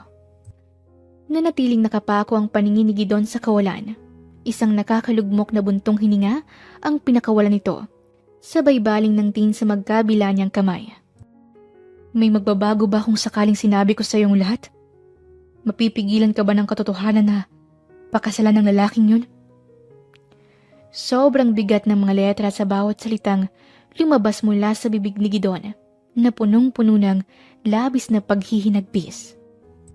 Pagkarinig ay biglang bumalik sa alaala ni Alejandra ang eksena noong nagpaalam sa kanya si Gidon na lilipad na patungong ibang bansa. Ganon din ang eksaktong mga kataga na binitawan niya rito At ngayon ay isa-isa itong bumalik sa kanya at hindi niya batid kung anong nararapat niya ritong itugon.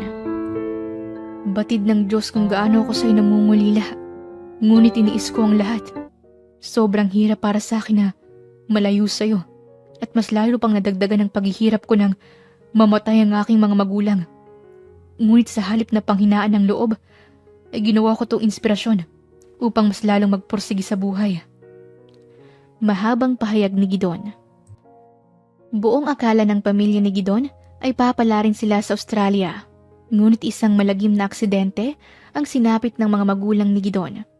Sa murang edad ay napilitan si Gidon na magbanat ng sariling buto upang mabuhay. Namasukan siya bilang janitor sa isang fast food chain. Kung minsan naman ay nagdi-deliver siya ng mga tinapay at sariwang gatas. Sa sobrang hirap ng buhay, dumating sa punto na naisip ni Gidon na bumalik na lamang sa Pilipinas. Tutal, wala na rin namang rason para manatili pa siya sa lugar na yon. Ngunit naisip niya si Alejandra. Kung uuwi siya, malabo na matupad niya ang bagay na ipinangako niya rito dahil sa sitwasyon na kinalalagyan niya. Batid niya na umaasa si Alejandra sa pangako niya at ayaw niyang ma-disappoint ito sa kanya. Kaya kahit sobrang hirap, ay pinilit niyang mabuhay. Isang araw habang abala si Gidon sa pagsiserve ng pagkain sa fast food chain na pinagtatrabahuhan niya, may isang mayamang lalaki na nakapansin sa taglay niyang kasipagan at determinasyon. Dahil dito ay inalok siya nito ng tulong. Kung papayag raw siya ay bibigyan siya nito ng lugar na matitirahan.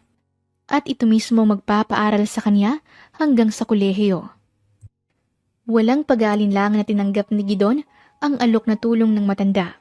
Ngunit sa kasamaang palad bago pa man sumapit ang araw ng kanyang graduation, ay inatake ito sa puso na naging dahilan upang ito'y mamatay. Subalit laking gulat ng lahat, lalong-lalo na ni Gidon, dahil sa kanya ipinaman ng lalaki ang lahat ng kanyang ari-arian. Upang patunayan na siya'y karapat-dapat sa yaman na iniwan ng lalaki, ay nagpa siya si Gidon na ipagpatuloy ang kaniyang pag-aaral. Pinagsabay niya ang pag-aaral at pagpapatakbo ng negosyo na iniwan ito sa kanya. At ang bawat sentimo na pinaghirapan niya sa pagpapatakbo nito, ay pinapadala niya kay Alejandra bilang tulong sa pag-aaral nito. Ngunit hindi siya rito nagpakilala sa halip ay ibang katauhan ang ginamit niya, si Hiroshi Fujiwara. Malayo man sa isa't isa, ay hindi ito naging hadlang upang maipadama ni Gidon ang pagmamahal niya para kay Alejandra. Makalipas ang mahigit 12 taon, ay nagpasya siyang umuwi ng Pilipinas para sorpresahin si Alejandra. Ngunit hindi niya inaasahan ang masaklap na katotohanan na yayanig sa kanyang buong pagkatao.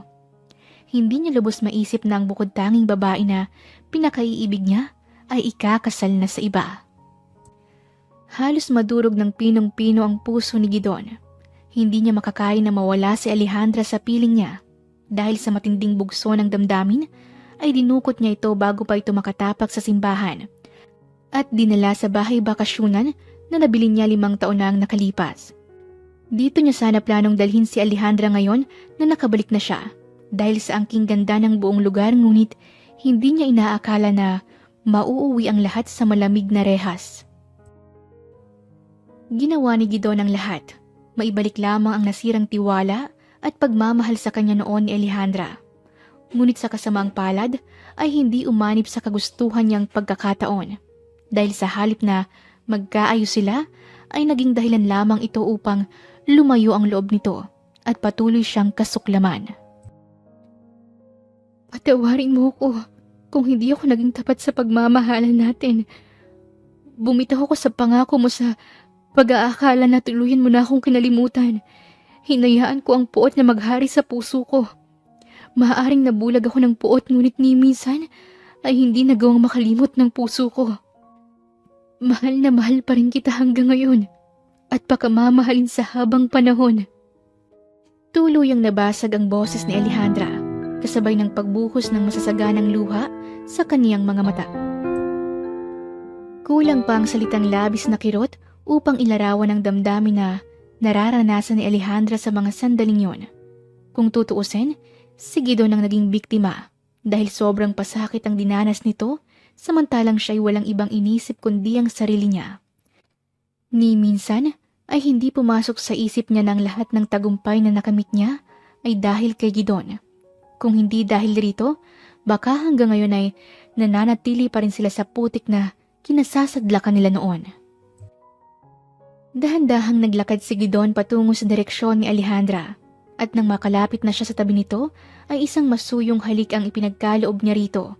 Tanda ng tunay at wagas na pagmamahal na hindi nagbago. Lumipas man ang maraming taon sa kaniyang buhay. Wala kang dapat ihingi ng tawad. Sapat na para sa akin ang tiwala at pagmamahal mo. Mahal na mahal kita at hindi ako magsasawa na ibigin ka. Kung sakaling man na makalimot ang iyong isip, hindi ang iyong puso. Punong-puno ng tiwala at pagmamahal ang mga mata ni Gidon habang sinasambit ang mga kataga ng pagmamahal niya para kay Alejandra. Muling hinagka ni Gidon ang mga labi ni Alejandra. Matapos ay mahigpit na ikinulong sa kaniyang mga bisig. Natagpuan na lamang ni Alejandra ang kaniyang sarili na naliligo sa sarili niyang mga luha dahil sa labis na kaligayahan na nararamdaman ng puso niya. Dumagundong ang malakas na palakpakan sa loob ng simbahan kung saan kasalukuyang idinaraos ang kasal ni Gidon at Alejandra. Naroon sa mga sandaling yon ang lahat ng importanteng tao na naging saksi ng kanilang pagmamahalan. Ginagap ni Gidon ang magkabilang kamay ni Alejandra. Matapos ay mataimtim na tiningnan ito sa mga mata. Mahal na mahal kita. Pangako, gagawin kong lahat maging maligaya ka lamang sa piling ko. Mahal na mahal rin kita at lubos na pakaiibigin ngayon, bukas at sa habang panahon. Matapos ng matamis na pangako sa isa't isa sa harap ng altar, ay isang mainit na halik naman ang kanilang pinagsaluhan. Wakas! Maraming salamat po sa inyong pakikinig sa kwentong ibinahagi namin ngayong araw. Muli, ito po si Inday Series at hanggang sa ating muling kwento. Maraming salamat po.